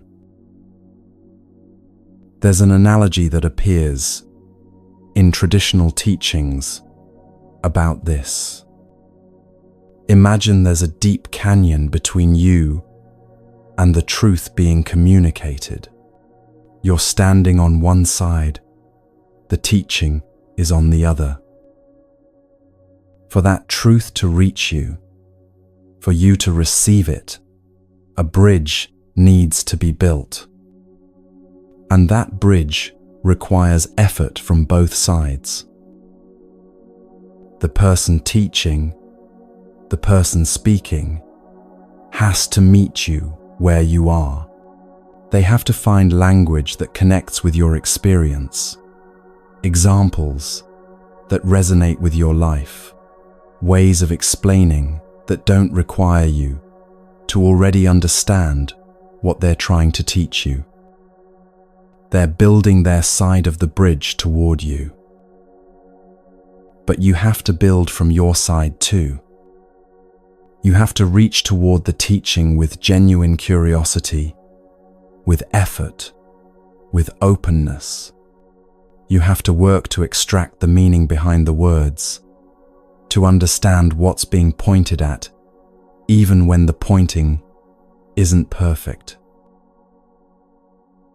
Neither side can do all the work. If the teacher uses language that's completely inaccessible, references experiences you've never had, assumes knowledge you don't have, their side of the bridge ends in mid-air. You can't reach it, no matter how hard you try.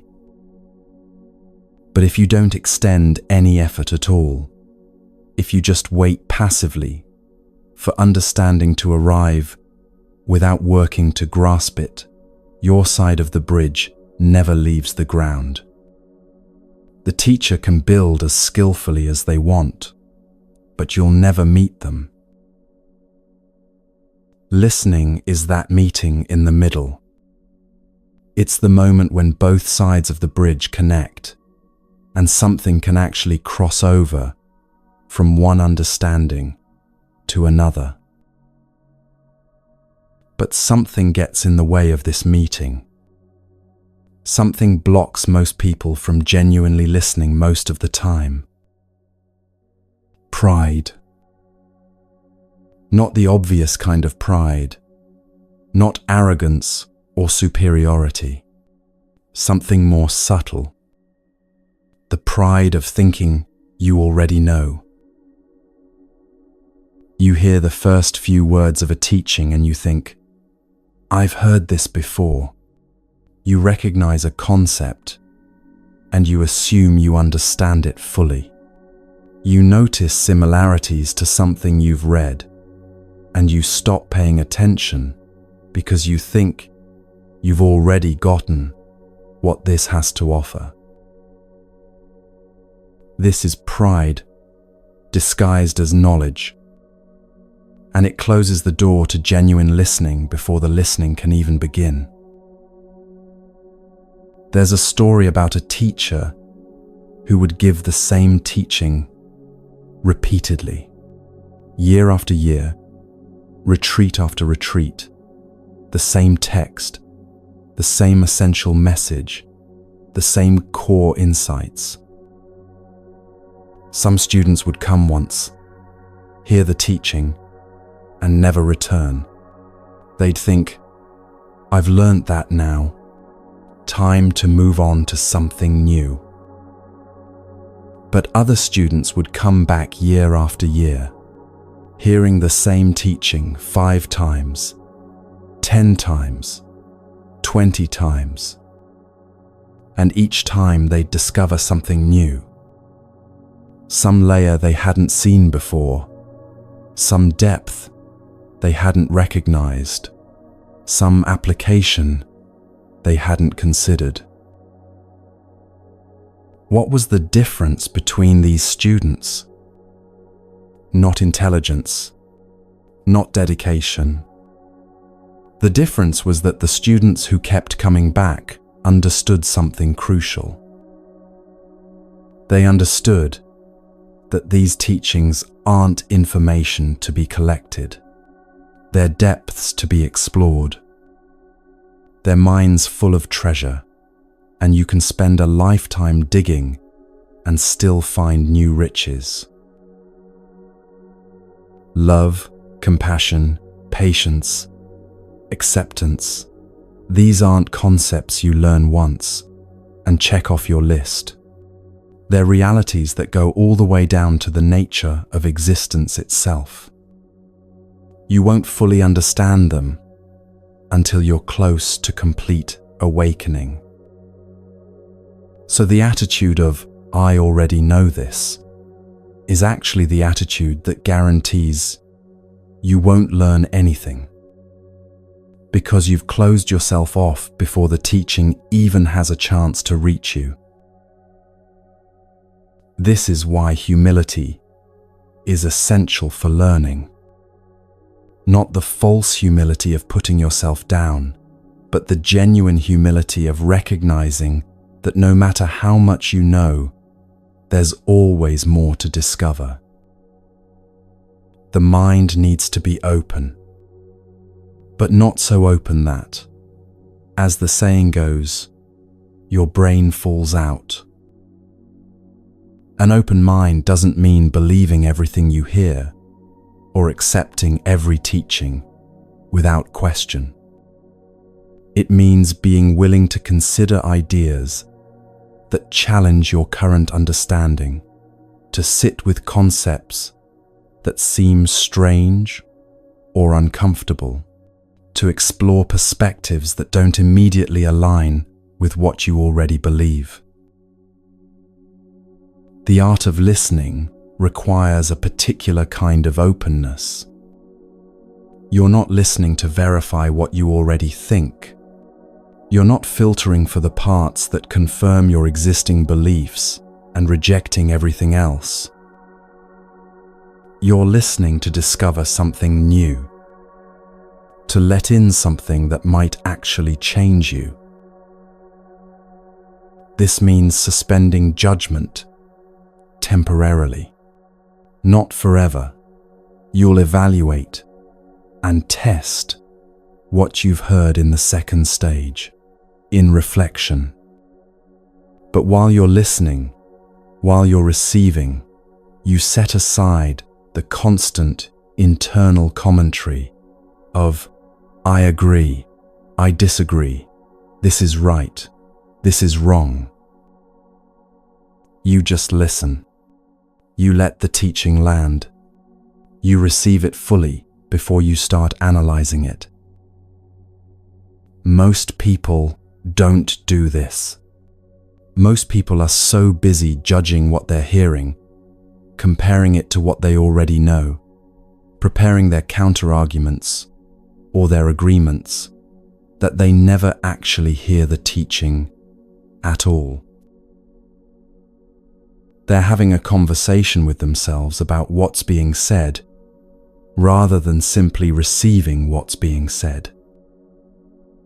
Think about the last time you were in a conversation where you were already planning your response while the other person was still talking. You weren't listening. You were waiting for your turn to speak, using their talking time to rehearse your own thoughts.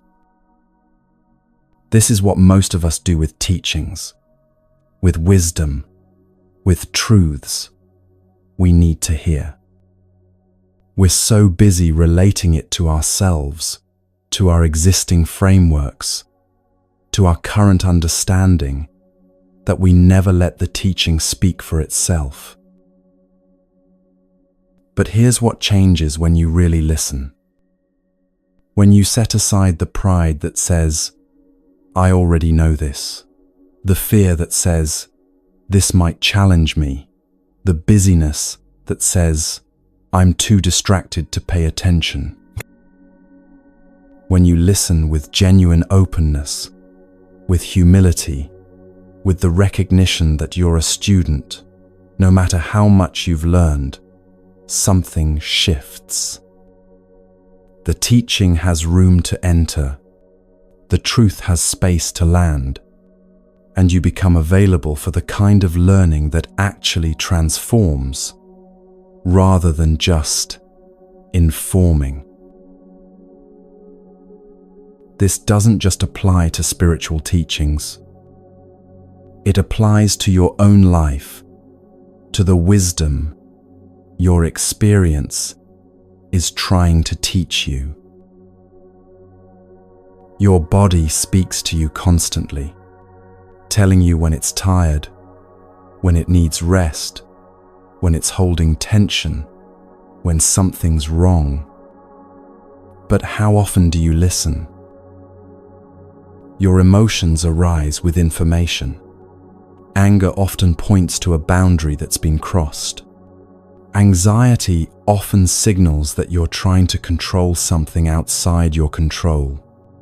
Sadness often asks you to grieve what's been lost. But do you listen to what they're trying to tell you? Or do you just try to make them go away? Your relationships offer constant feedback. The way people respond to you, the patterns that keep repeating, the conflicts that arise again and again, these are all trying to teach you something. But are you listening, or are you too busy defending, explaining, justifying? Life itself is constantly offering you teachings. Every frustration is pointing at an attachment. Every disappointment is revealing an expectation.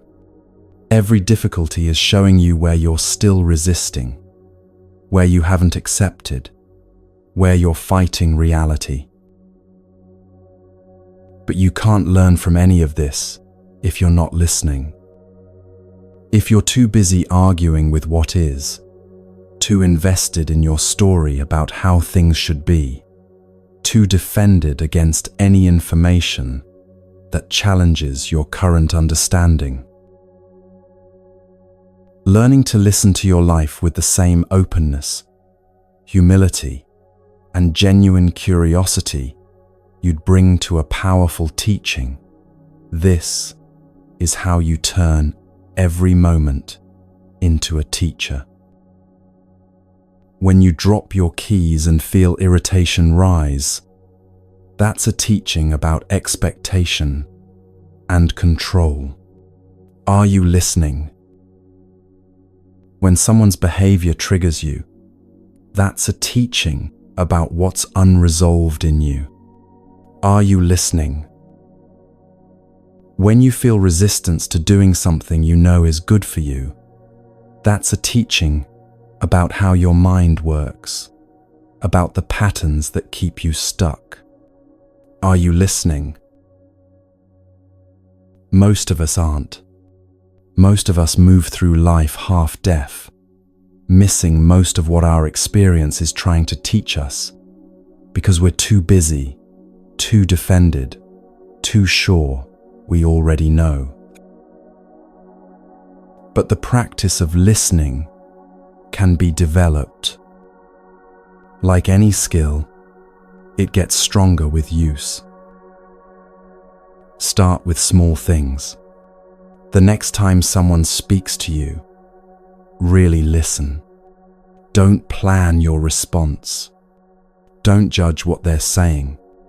Don't let your mind wander to your to-do list. Just receive their words, their meaning, their intention. Notice how hard this is. Notice how quickly your mind wants to jump in with commentary, with judgment, with its own agenda. Then gently bring yourself back to listening. Again and again. Do the same with teachings you encounter. When you read something or hear something that seems familiar, pause. Instead of thinking, "I already know this," ask yourself, "What am I still missing? What layer haven't I seen yet? How might this understanding go deeper than I've realized?" And practice listening to your own experience. When you feel frustrated, before you react, pause and ask, "What is this frustration trying to teach me?" When you feel resistance, ask, "What am I avoiding? What truth am I not ready to hear?" When you feel peace, ask, "What created this? What can I learn from this moment of ease?" This is the art of listening. And it's not passive. It's one of the most active, engaged practices you can develop. Because real listening requires you to set aside everything that keeps you defended and separate. Your pride, your fear, your busyness, your certainty that you already understand. It requires you to become vulnerable to being changed by what you hear. And that vulnerability, that openness, that willingness to be a student, this is what makes transformation possible. Once you've truly listened, once you've genuinely received a teaching with openness and humility, something magical happens. You have something real to work with, not just words you've heard, but truth you've received. And now you can begin the second stage, the work that turns hearing into understanding. Now you can begin to reflect.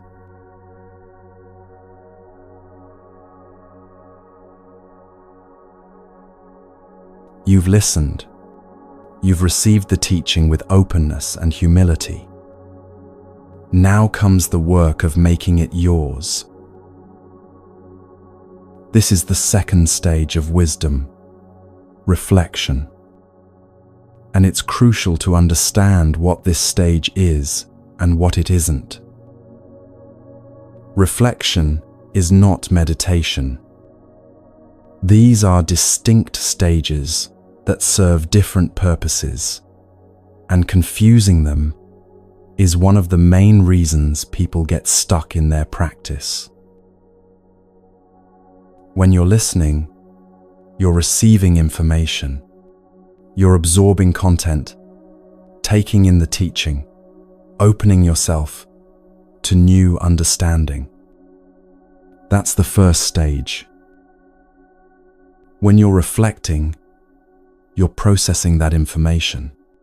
You're examining it from different angles, testing it against your experience, analyzing how it works, understanding the relationships between different parts.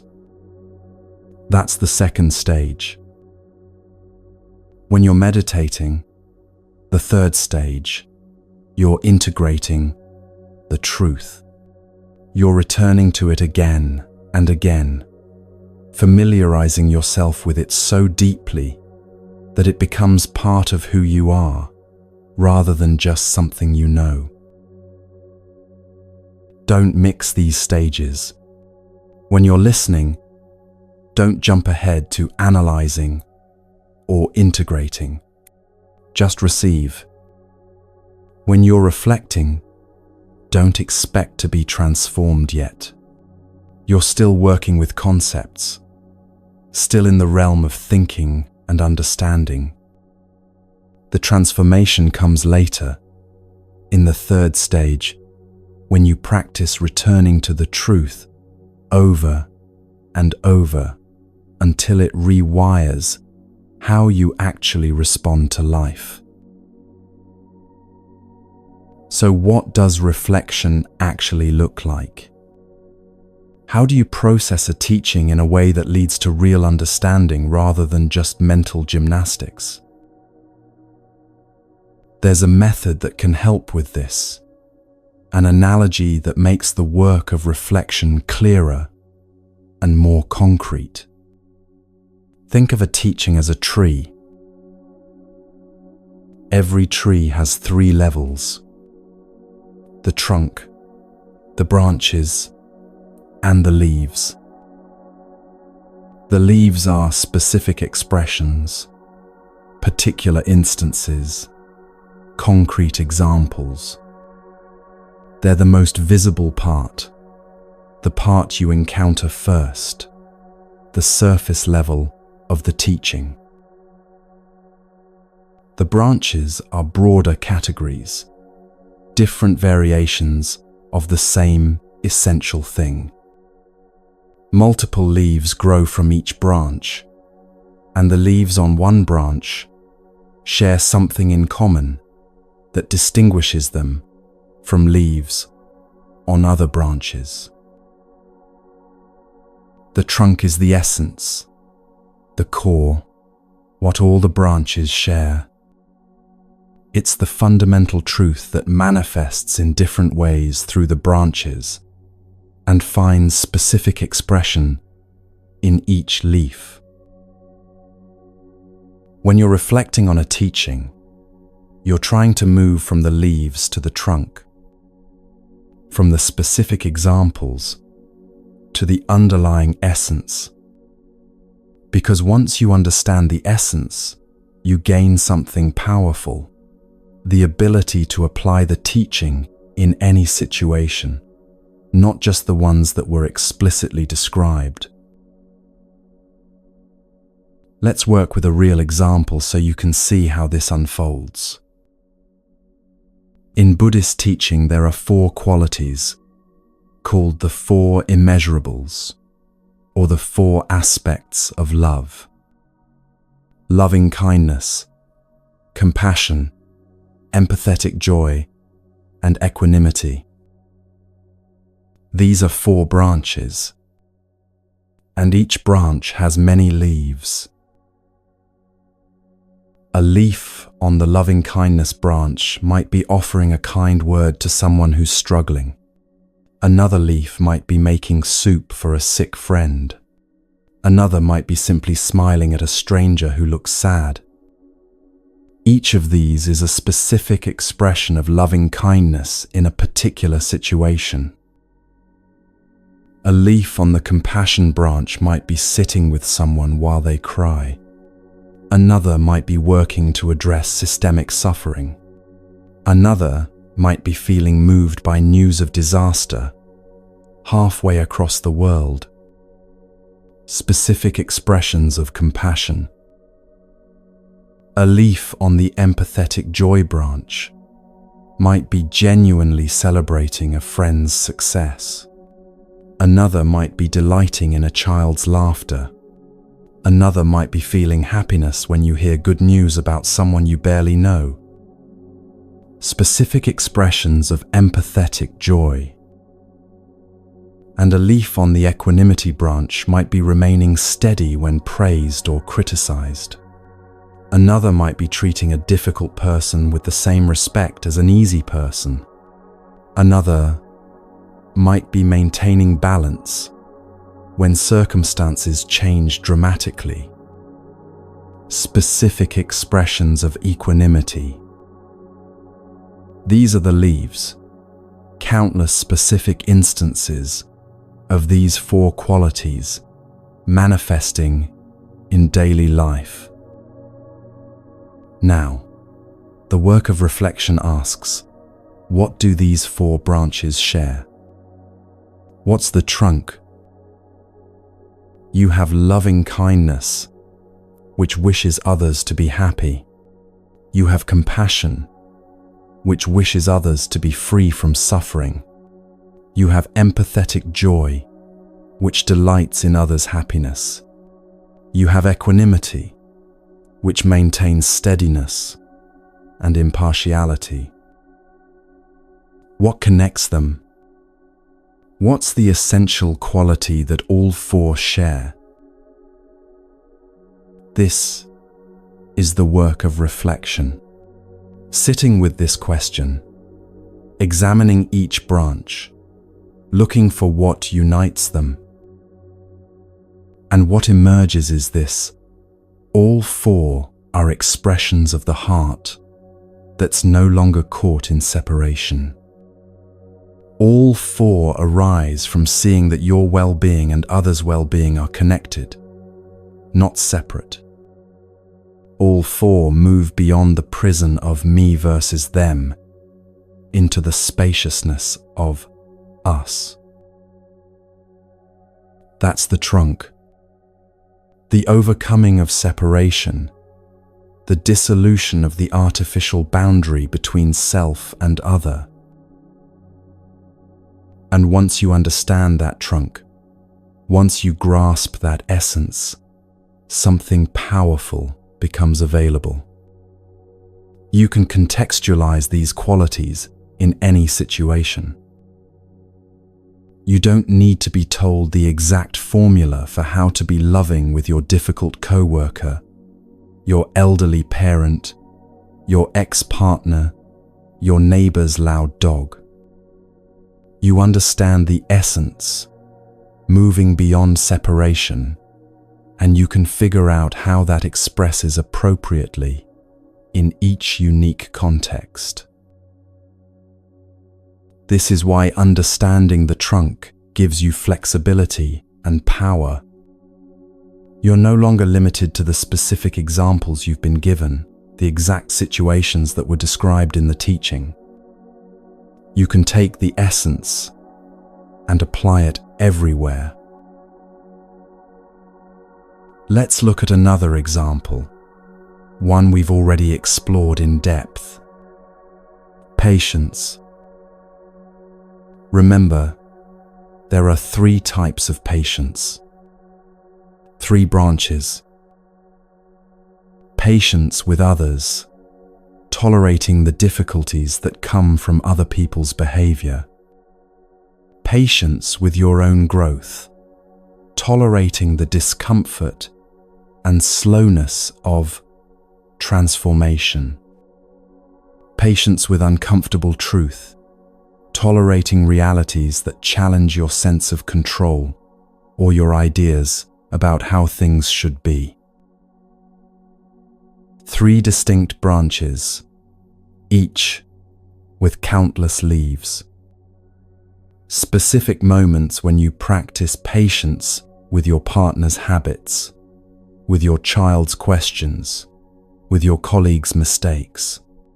Specific moments when you show up for meditation, even though it's boring, when you keep practicing, even though progress feels invisible. Specific moments when you accept that you're aging, that people die, that you can't control outcomes. But what's the trunk? What do all 3 types of patience share? The work of reflection reveals this. The trunk has 2 parts, like the bark and the heartwood of a tree. The causal part is acceptance. All 3 types of patience require accepting what is, accepting that this person is behaving this way right now, accepting that growth is slow and includes boring phases, accepting truths that are uncomfortable but real. The resultant part is peace. When you accept what is, when you stop fighting reality, peace becomes possible. Not the peace of everything being perfect, but the peace of no longer being in battle with the present moment. So the trunk of patience is this movement, acceptance leading to peace. And once you understand this trunk, this essence, you don't need specific instructions for every situation where patience is required. You understand what creates patience at its root, the practice of accepting what is, and you can apply that anywhere. Your train is late? Accept that this is what's happening right now. Your body isn't cooperating with your plans. Accept what your body is actually capable of today. Your spiritual practice feels dry. Accept that this is the current phase. Each acceptance opens the doorway to peace, to patience, to freedom from the suffering of resistance. This is the power of understanding essence. You're not trapped in formulas and specific scenarios. You understand how the quality actually works, what creates it, what it's made of. And from that understanding, you can generate the appropriate response in any situation you encounter. But how do you practice this kind of reflection in your daily life? How do you move from leaves to trunk when you're dealing with real situations, not just analyzing teachings? Start by looking for patterns. When do you feel most at peace? What are the different situations where peace arises? And what do they have in common? That common element is pointing you toward the trunk. When do you feel most frustrated? What are the various triggers and what connects them? You might discover that beneath all the different frustrations is a single pattern: unmet expectations, loss of control, threats to your self-image. This is reflection, looking for the essence beneath the expressions, finding the trunk that connects the branches. A woman spent years working on being more loving. She read books about love, attended workshops, learned techniques for expressing affection and kindness. And she did become more loving with her children, with her friends, with her partner.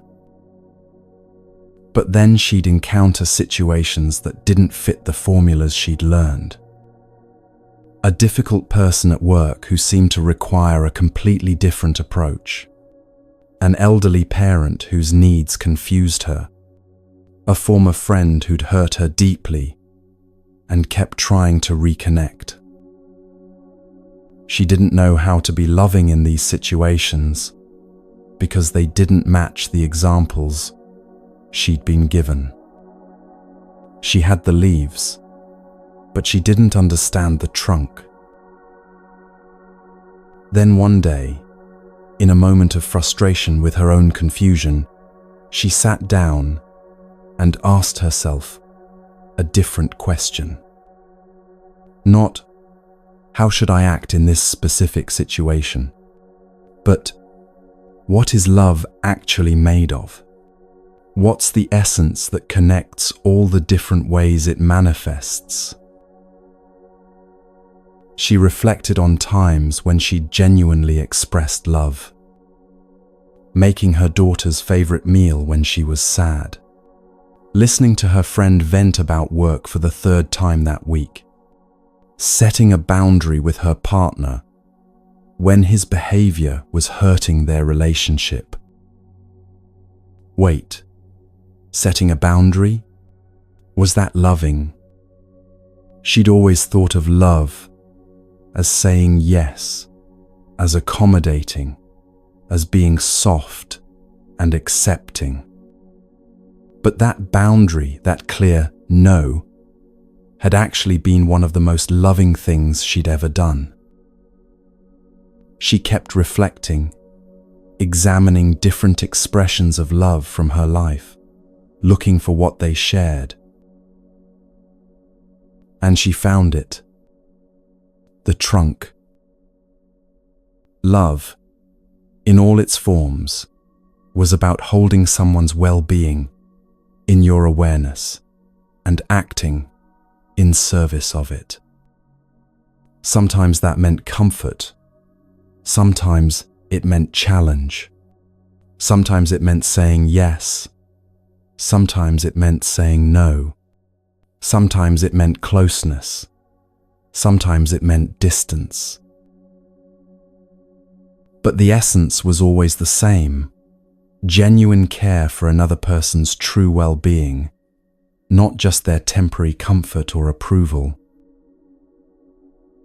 Once she understood this trunk, this essence, everything changed. She could navigate any situation, even the ones that didn't fit her formulas. The difficult co-worker, what would serve their genuine well-being? Not enabling their difficult behavior, not avoiding conflict to keep things comfortable, but clear, honest communication with kindness. The elderly parent, what served their well-being? Sometimes accommodating their wishes, sometimes gently overriding them when confusion or fear was guiding their requests. The former friend, what served both their well-being and her own? Honest acknowledgement of what had happened, clear boundaries about what felt possible now, and genuine wishes for their healing, even if that healing happened separately from her. She could contextualize love across every relationship because she understood what love actually was at its core. She had the trunk, so she could grow any branch, generate any leaf that was needed in the moment. This is the gift of reflection. This is what the second stage of wisdom offers. When you understand essence, you're no longer trapped by circumstances. You're not helpless when you encounter a situation you haven't been specifically prepared for. You understand the principles at work, the fundamental dynamics, the core truth beneath the variations. And from that understanding, you can respond wisely to anything. This is why teachers often speak about the same topics repeatedly but from different angles. They're not just repeating themselves. They're helping you see the trunk from different perspectives, showing you how the same essence expresses through different branches, pointing at the core truth in multiple ways until you finally grasp it for yourself. But here's what's crucial to understand. Reflection, as powerful as it is, still isn't transformation. You can understand patience perfectly, grasp its essence completely, see how acceptance leads to peace in 100 different situations. But that understanding alone won't make you patient. You can comprehend love deeply, recognize its trunk clearly, know exactly how it should express in various contexts. But that knowledge won't necessarily make you loving. Because transformation doesn't happen through understanding alone. It happens through integration, through practice, through the third stage, meditation, which means returning again and again to the truth until it becomes part of your natural response rather than just something you know.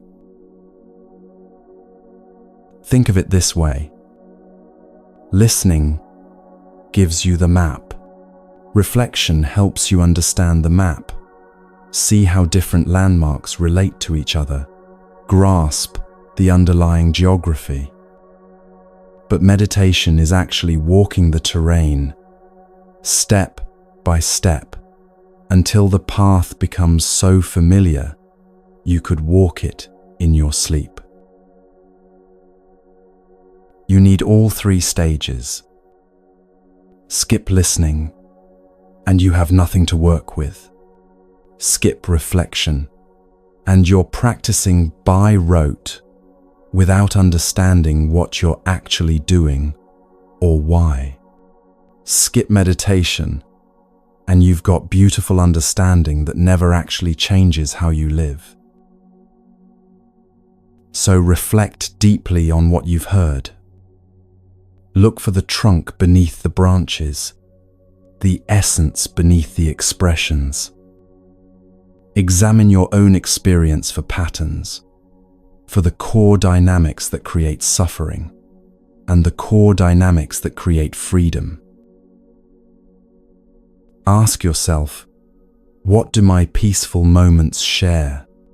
What do my suffering moments share? What's the trunk that connects all the times I've acted with wisdom? What's the trunk that connects all the times I've acted from fear or grasping?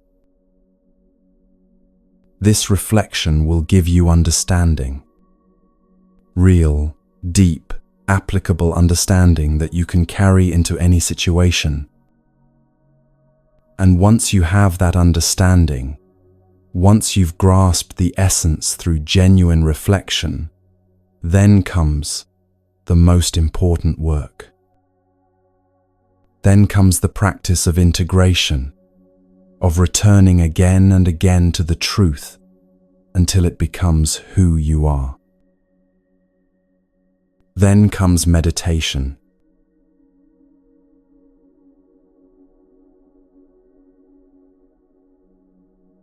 You've listened. You've reflected. Now comes the stage where transformation actually happens.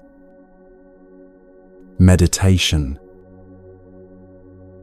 And before you start imagining something complicated, something requiring special cushions or perfect posture or hours of free time, let me tell you what meditation actually is.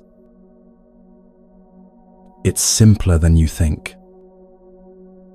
Meditation is returning again and again to the truth. That's it. You've heard the teaching through listening. You've understood its essence through reflection.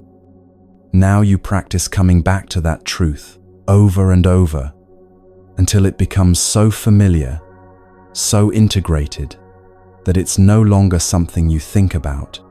It's something you are. This is where most people get confused about meditation. They think it's about the technique, about sitting a certain way, breathing a certain way, following specific steps in a specific order. And yes, techniques can be helpful. They give you a structure, a starting point, a method for training your attention.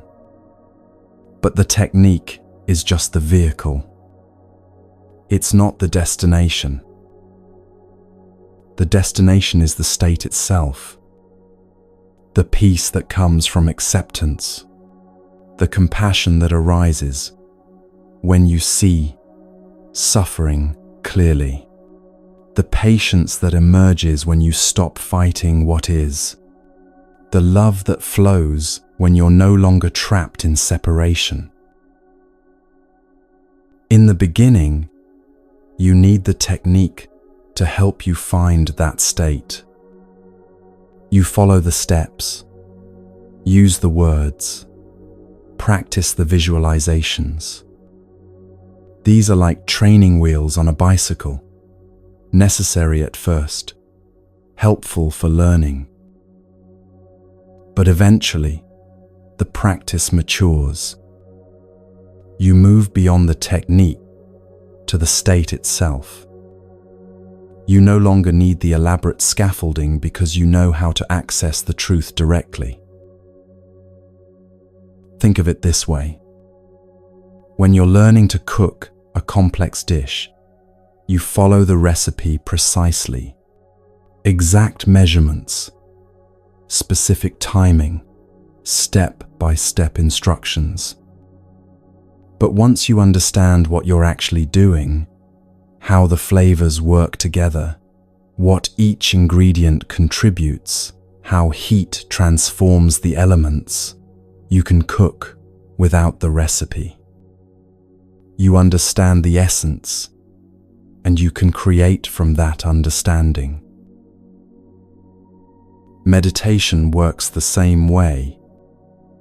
The technique gets you to the state, but the state is what transforms you. So what does this practice of returning look like in real life? Imagine you're in a Viking longship, rowing across the ocean. You're the captain, sitting in the back with the steering oar, trying to guide the ship toward a distant shore. But you're not alone in the boat. You have 11 rowers with you. And here's the problem. They've been rowing their whole lives toward different destinations. They have their own habits, their own preferred directions, their own ideas about where the ship should go. These 11 rowers are your habits, your conditioning, your automatic patterns of thought, emotion, and behavior. For years, they've been rowing you toward reactivity, toward grasping, toward aversion, toward the same old suffering patterns you know so well. They're very good at it. They've practiced for a long time. Now you want to go in a different direction, toward peace, toward wisdom, toward freedom. But the rowers don't know how to row there yet. They keep automatically pulling toward the old familiar shores. This is what meditation trains. You're educating the rowers, teaching them a new direction, a new way of moving through the waters of your life. And how do you educate rowers? Not by yelling at them once and expecting them to change, not by explaining the theory of better rowing. You educate them through consistent practice, through returning again and again to the correct movement until it becomes their new habit. This is why meditation requires patience with your own growth. The rowers won't change direction overnight. They've been rowing the old way for decades. You have to patiently, consistently guide them toward the new direction.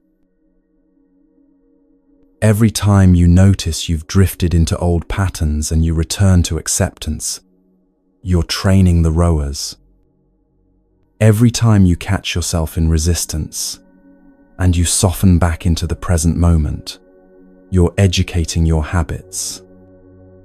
Every time you choose patience over reactivity, peace over struggle, openness over defensiveness, you're teaching the crew a new way to row.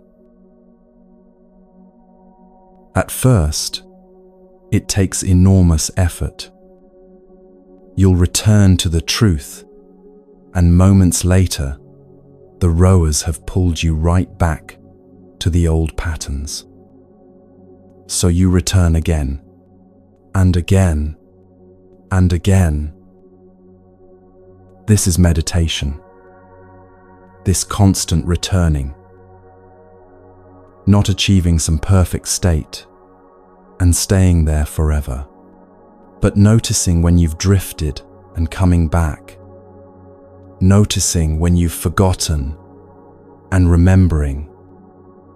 Noticing when the old patterns have taken over and gently, patiently redirecting toward the truth. A man started meditating with a very simple practice. Breathing, just paying attention to the breath moving in and out. The instruction was basic. Notice the breath, and when your mind wanders, gently bring it back to the breath. Return to the breath, again and again. At first, it was incredibly frustrating. His mind would wander after 3 breaths. Sometimes after 1 breath, he'd bring it back, and it would wander again immediately. He wondered if he was doing it wrong. Surely meditation wasn't supposed to be this difficult, this choppy, this full of failure. But he kept practicing. Every morning, 20 minutes, noticing the breath and returning when his mind wandered, which was constantly, slowly, over months, something shifted. Not that his mind stopped wandering, it still did, but he got faster at noticing when it had wandered, faster at returning, and the returning itself became gentler, less frustrated, more accepting. Then one day at work, he found himself in a meeting that was going nowhere. People talking over each other, everyone frustrated, the energy tense and unproductive. He felt his own frustration rising, felt the familiar tension in his shoulders and jaw. And then, without planning it, without even thinking about it consciously, he took a breath. Just one conscious breath, noticing the inhale, the exhale. And in that moment, something shifted. The frustration was still there, but he wasn't caught in it. He could feel it without being controlled by it. He spoke from that calmer place, and his words shifted the energy in the room. Not dramatically, not magically, but enough. Later, he realized what had happened. The practice of returning to the breath on the cushion had trained something deeper than breathing technique. It had trained the capacity to return to the present moment, to step out of automatic reactivity, to find a pocket of space, even in the middle of chaos. He'd been training the 11 rowers, and they'd learned something. Not just how to pay attention to breath, but how to return to presence, to awareness, to the capacity to choose rather than just react. Over the years, this capacity grew. He'd notice himself getting pulled into worry about the future, and he'd return to now. He'd catch himself replaying an argument from the past, and he'd return to now. He'd feel himself contracting against a difficult emotion, and he'd return to the simple experience of what is. The breath practice had become a life practice. The meditation cushion had been the training ground, but the real practice was happening everywhere. In meetings, in traffic, in difficult conversations, in moments of joy and moments of pain. This is what meditation offers. Not an escape from life, but a training that makes you more present in life, more able to respond rather than react, more able to return to truth rather than get lost in habitual patterns. And here's the beautiful thing about this practice. Consistency matters more than intensity. It's better to practice returning for 10 minutes every day than for 2 hours once a month. Because you're training the rowers, and training happens through repetition, through consistent practice, through showing up again and again, even when it doesn't feel particularly profound. This is where most people quit. They practice intensely for a while, feel inspired, maybe even have some powerful experiences. Then life gets busy, the practice becomes routine, and they drift away. But the real transformation happens through steady, consistent practice. Through rowing in the new direction every single day, even when, especially when, it feels boring or pointless or like nothing is happening. Because something is happening. The rowers are learning. Your nervous system is being retrained. New neural pathways are being carved. The habit of returning is being strengthened with each return. You might not notice it day to day, but look back over months, over years, and you'll see the change. You'll see that you're less reactive, more patient, more able to stay present with difficulty. You'll see that the Viking ship is actually moving in a new direction, slowly but steadily, carried by rowers who have learned a new way to row. So meditate, but understand what you're actually doing. You're not trying to have special experiences, or achieve altered states, or become someone different.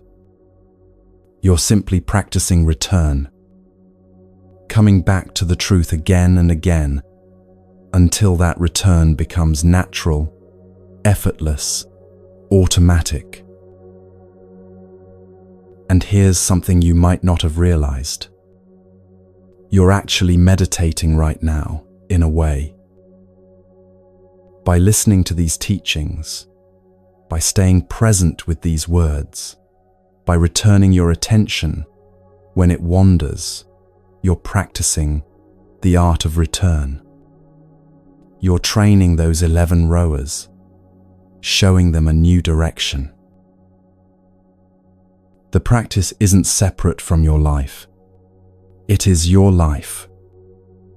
Every moment, you choose presence over distraction, acceptance over resistance, wisdom over habit. That's meditation. The cushion is just where you train more formally, more deliberately. But the real practice happens in the traffic, in the difficult conversation, in the moment when plans fall apart, and you have to choose how to meet what is. So keep returning to the breath, to the teaching, to the truth, to the present moment. Return when you drift into worry. Return when you get lost in stories. Return when old patterns take over. Just return. Again and again. That's meditation. That's the practice. And that's what transforms everything.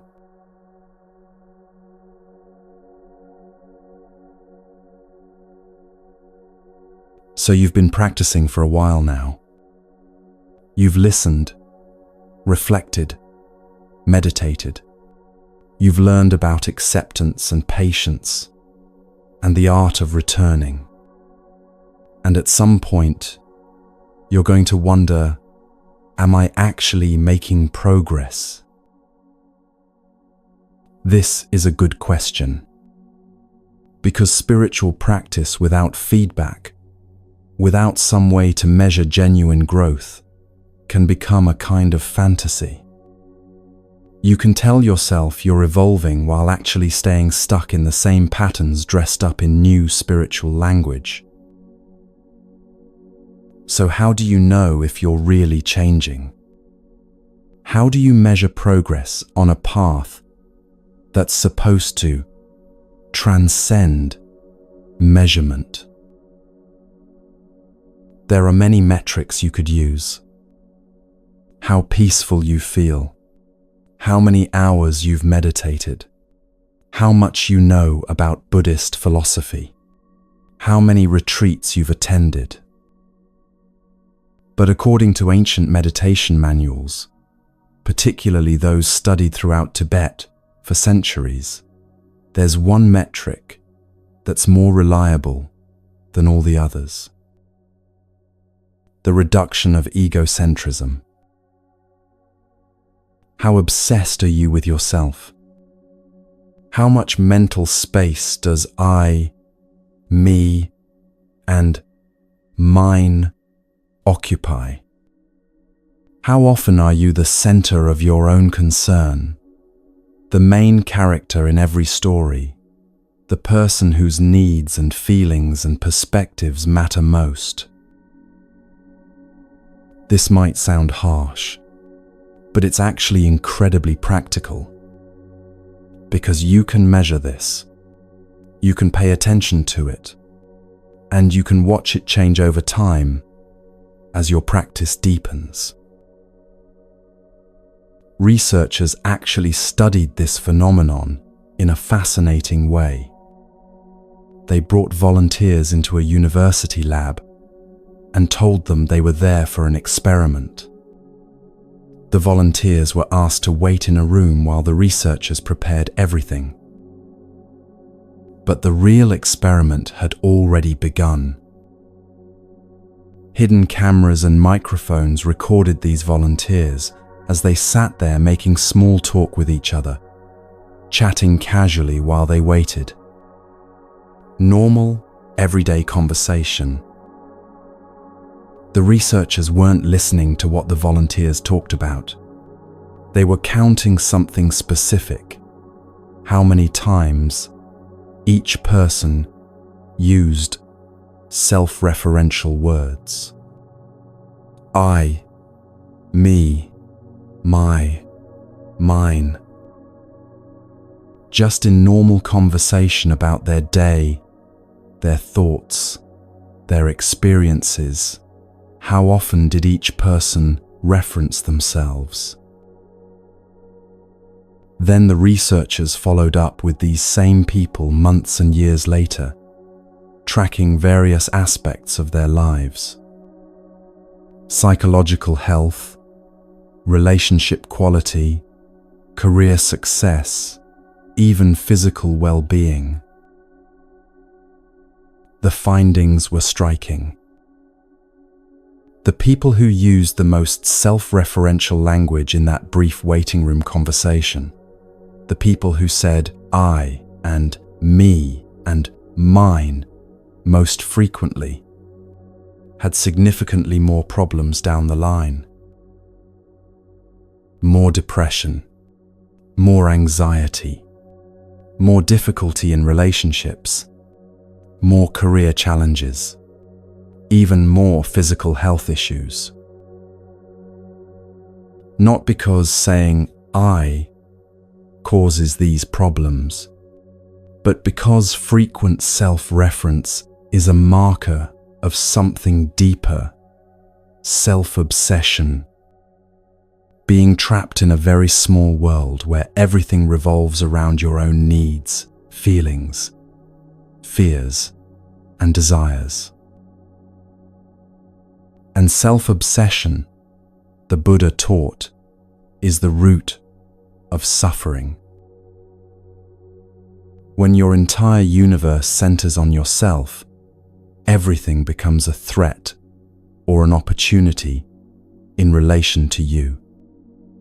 Other people become objects that either help or hinder your agenda.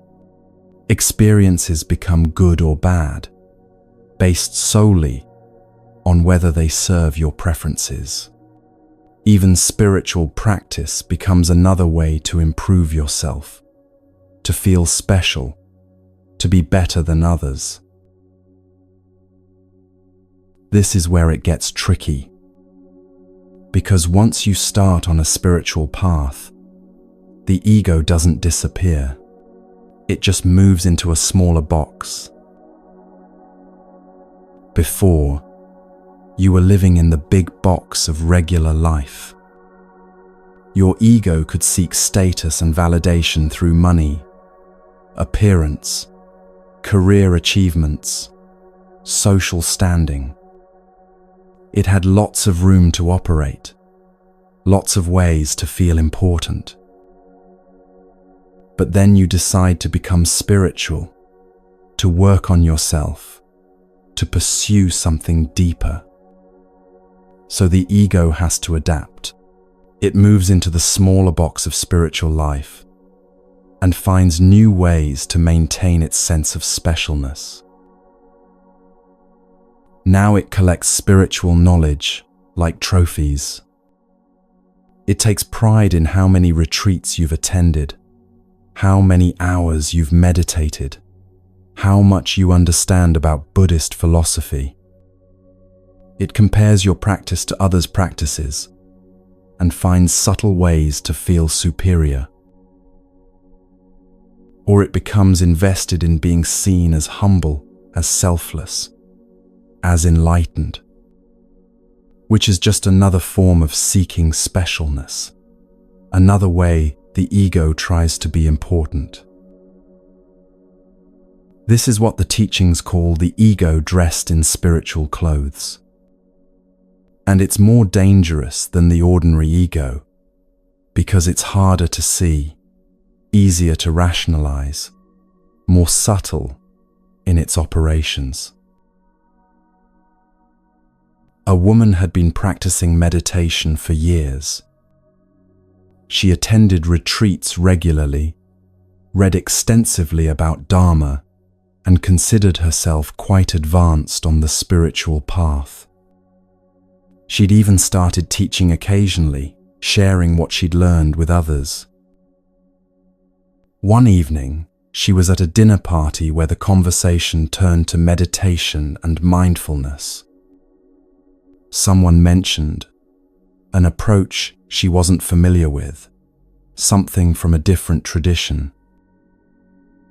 She felt something tighten in her chest, a subtle defensiveness, and before she could stop herself, she was explaining why that approach wasn't quite right, why the way she'd been taught was more authentic, more effective.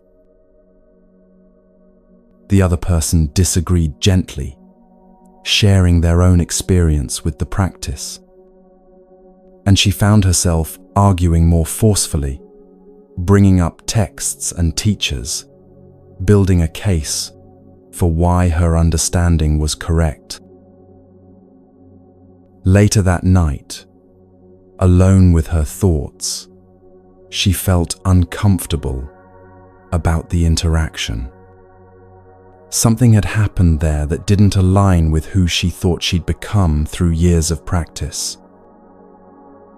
She sat with that discomfort and looked at it honestly. What had actually been happening in that conversation? The truth was hard to admit. She'd needed to be right, needed to establish her expertise, protect her identity as someone who understood these things deeply. The ego dressed in spiritual clothes had been running the show, using spiritual knowledge as just another way to feel superior, to be special.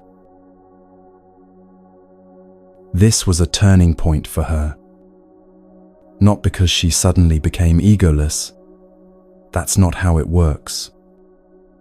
but because she saw the pattern clearly and could no longer pretend it wasn't there. From that point forward, she started watching for it. The subtle ways ego crept into her practice, the slight feeling of superiority when she saw someone who meditated less seriously than her, the disappointment when a teaching she offered didn't get the response she hoped for, the pleasure when someone praised her understanding. Not to judge these things, but just to see them, to recognize that the work was deeper and more subtle than she'd imagined. So how do you check yourself? How do you see past the ego's disguises to measure real progress? Here are some questions worth sitting with. First, how do you treat people who can't do anything for you? The waiter at the restaurant, the cashier at the store, the person cleaning the office building, the stranger asking for directions. Do you treat them with the same respect and kindness you'd show someone who could advance your career or enhance your status?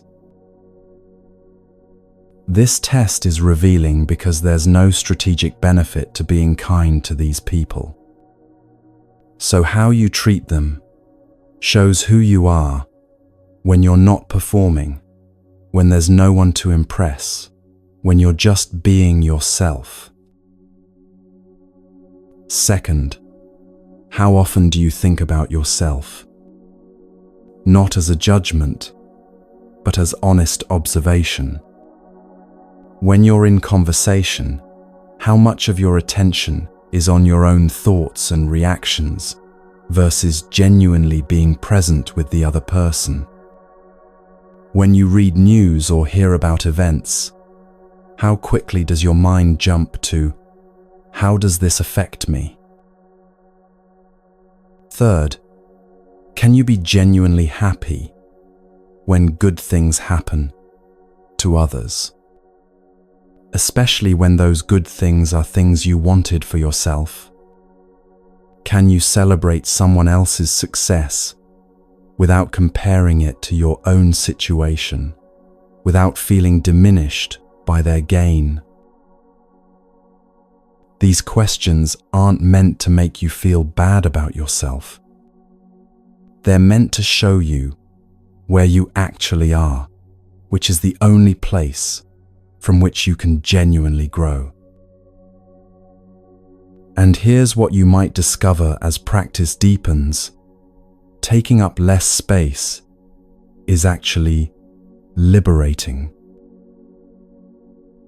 When you're not constantly concerned with yourself, with protecting your image and managing others' perceptions and ensuring your needs are met and your feelings are validated, an enormous amount of energy becomes available. You can actually listen to people instead of waiting for your turn to talk. You can be present with life as it unfolds instead of constantly filtering everything through, is this good for me?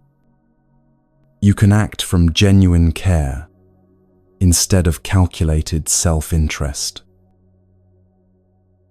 The world becomes bigger, more spacious, more interesting when you're not trapped in the small prison of self-concern.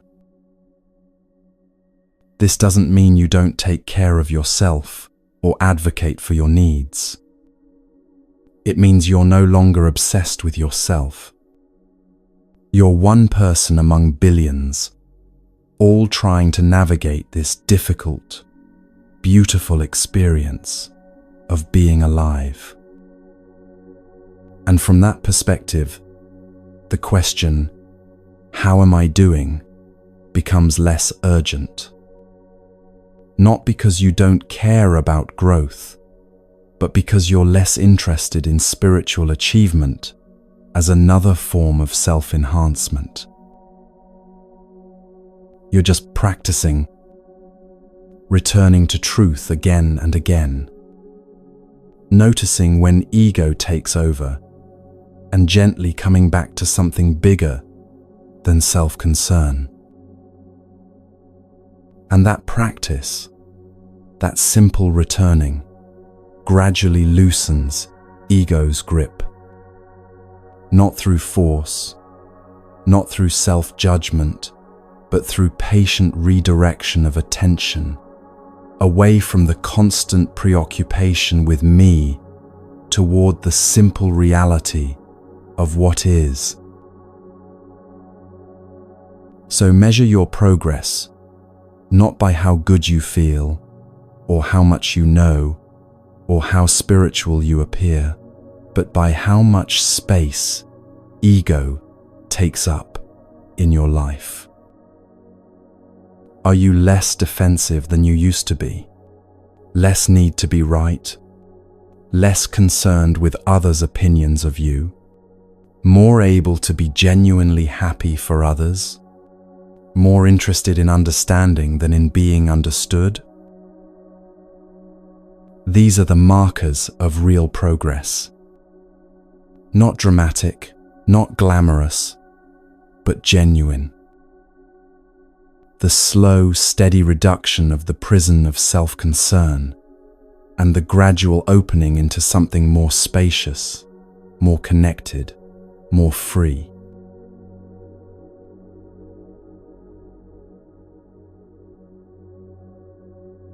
So, tomorrow morning comes. The alarm goes off, and you're back in your life with all its chaos and demands and unexpected complications. And at some point during the day, probably sooner than you'd like, life isn't going to go your way. The question is, what will you do in that moment? Because this is where everything we've explored together either becomes real or remains just beautiful ideas. In that moment when the plan falls apart, when someone frustrates you, when your body won't cooperate, when reality once again refuses to match your preferences. In that moment, you'll have a choice. And the first thing to understand is that you won't remember any of this perfectly. You'll forget. You'll react. You'll fall back into old patterns. That's normal. That's human. That's part of the process. But gradually, with practice, there will be a pause. Just a tiny pause between what happens and how you respond. And in that pause lives all your freedom. Someone cuts you off in traffic and you feel the anger rise. But before you honk, before you curse, before you let that anger take over your next 15 minutes, there's a pause.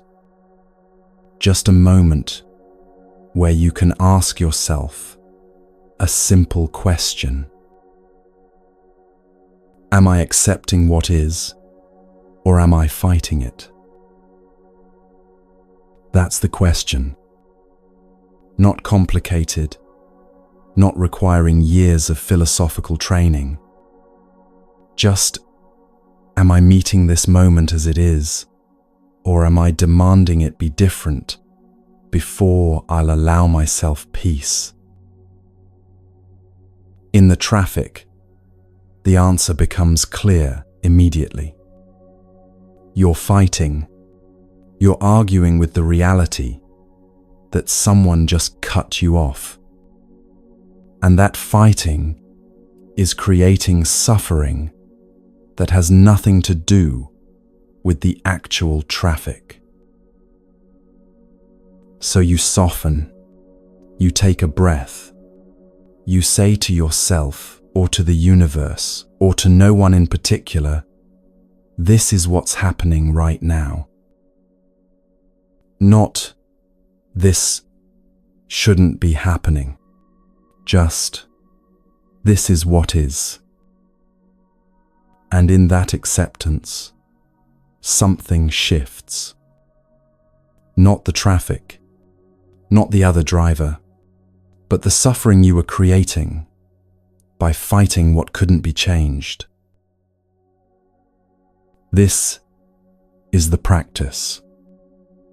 Moment by moment, choice by choice, returning to acceptance instead of remaining trapped in resistance. And you can experiment with this in small ways throughout your day. Little laboratories for learning. When you're waiting in line and it's moving slowly, instead of letting impatience build, experiment with acceptance. This is the speed the line is moving. This is what's happening right now. Notice what shifts in your body when you stop fighting. When someone doesn't understand what you're trying to say, and you have to explain again, instead of getting frustrated, experiment with patience. See the suffering in them, the difficulty they're having, rather than making it about your annoyance. When your meditation feels boring, or your practice feels dry, instead of quitting, experiment with showing up anyway. Training the capacity for consistency over the need for constant inspiration. Small experiments, small moments of choosing differently.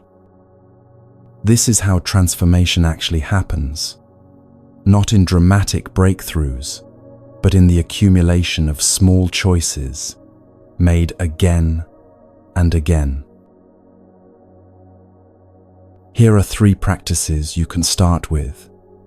3 simple things to experiment with daily.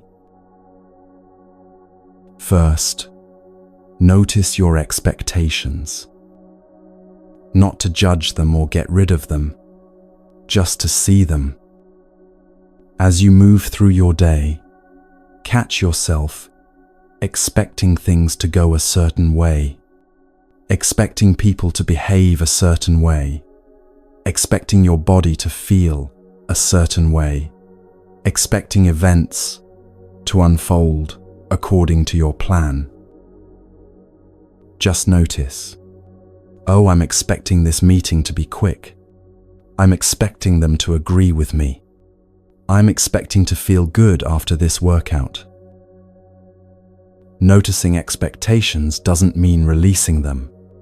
It just means seeing them clearly, so that when they're not met, you recognize what's happening. You're not experiencing disappointment with reality. You're experiencing the gap between your expectation and reality. Second, practice accepting one small thing each day. Just one thing that isn't going your way. The weather, the traffic, someone's mood, your energy level, the pace of your progress on a project. Pick something small and practice the movement from resistance to acceptance. Notice the resistance, feel it in your body, and then consciously soften into, this is what's happening right now. Don't try to accept everything at once, just one small thing. Build the muscle of acceptance through daily practice with manageable challenges. Third, check your self-reference count. Pay attention to how often you're thinking about yourself, talking about yourself, concerned with how things affect you. Not to judge it, but to see it. Because you can't change what you don't see. And the more you see ego operating, the less power it has to run your life unconsciously. These three practices, noticing expectations, accepting one thing, watching self-reference, they're simple but powerful. Do them daily, and you'll find yourself changing in ways that feel almost imperceptible until you look back over months and realize you're responding to life completely differently than you used to. And when you forget, when you fall back into old patterns, when you realize you've spent a whole day trapped in resistance and self-concern, you'll know what to do. Return. Return to these teachings. Return to the breath. Return to the present moment. Return to acceptance. That's all meditation is, the practice of return. And you can do it anytime, anywhere, in any circumstance. Progress isn't measured in days where you did everything perfectly. It's measured in moments. Moments when you chose differently, when you paused instead of reacted, when you accepted instead of fought, when you softened instead of hardened. One moment at a time. That's how the Viking ship changes direction. That's how the 11 rowers learn to row toward freedom instead of suffering. There was someone sitting in traffic one evening, stuck behind a freight train that seemed to stretch to infinity. This person had been practicing these teachings for a while, not perfectly, but consistently. The old pattern would have been frustration, tightness, maybe honking the horn just to release some of the tension. But in that moment, there was a pause, a tiny space before the reaction. And in that space, a question, am I accepting or fighting? Fighting was so familiar, so well practiced. But fighting was also what created the suffering. The train didn't care about the honking. The train was just being a train. So this person tried something different. Took hands off the wheel, took a breath, and said quietly, "This is what's happening right now." And something shifted. Not the traffic, not the circumstances, but the internal experience of those circumstances. The tightness eased, the shoulders dropped, and there, in the middle of being stuck, peace became possible. Not the peace of everything going right, the peace of finally stopping the fight with what is. This is what's available to you. Not someday when you're more advanced or more enlightened or more practiced. Right now, in whatever difficult moment you're facing or will face tomorrow. Peace is always accessible. Not because circumstances become perfect, but because you stop requiring perfection as the price of your peace. The Buddha taught something beautiful about this. He said that suffering ceases when craving ceases. When you stop demanding that this moment be different, when you stop grasping for what isn't here, or pushing away what is, suffering ends. Not pain. Pain is part of life. But the suffering we create by fighting pain, that ends. The suffering we create by resisting reality, that ends. And what remains is simply what is. Life as it actually is, meeting you where you actually are. In this moment, that's the only moment you ever really have. You've taken a journey tonight, listening to these teachings. 3 hours of exploring what it means to find peace when life doesn't go your way. And wherever you are right now, lying in bed in Singapore as the sun rises, sitting at your desk in London during a lunch break, driving through the night in California, cooking dinner in Sao Paulo, you're part of a global community, all searching for the same thing. Freedom from unnecessary suffering, peace that doesn't depend on circumstances, the ability to meet life as it is, rather than how we wish it would be. If something shifted for you during this time together, if something landed, or opened, or became clearer, carry that with you. Let it inform how you meet tomorrow.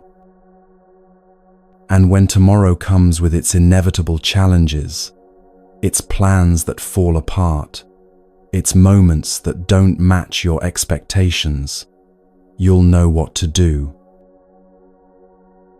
Pause. Ask yourself, am I accepting or fighting? And then, gently, patiently, choose acceptance. Choose peace. Choose to stop fighting the freight train. This is the practice. This is the path. This is how suffering ends and freedom begins. Rest now if you need to. Let these teachings integrate while you sleep or move through your day. And know that you can return to them anytime. They're not going anywhere. When life doesn't go your way tomorrow, you'll know what to do. You'll know how to find peace in the chaos.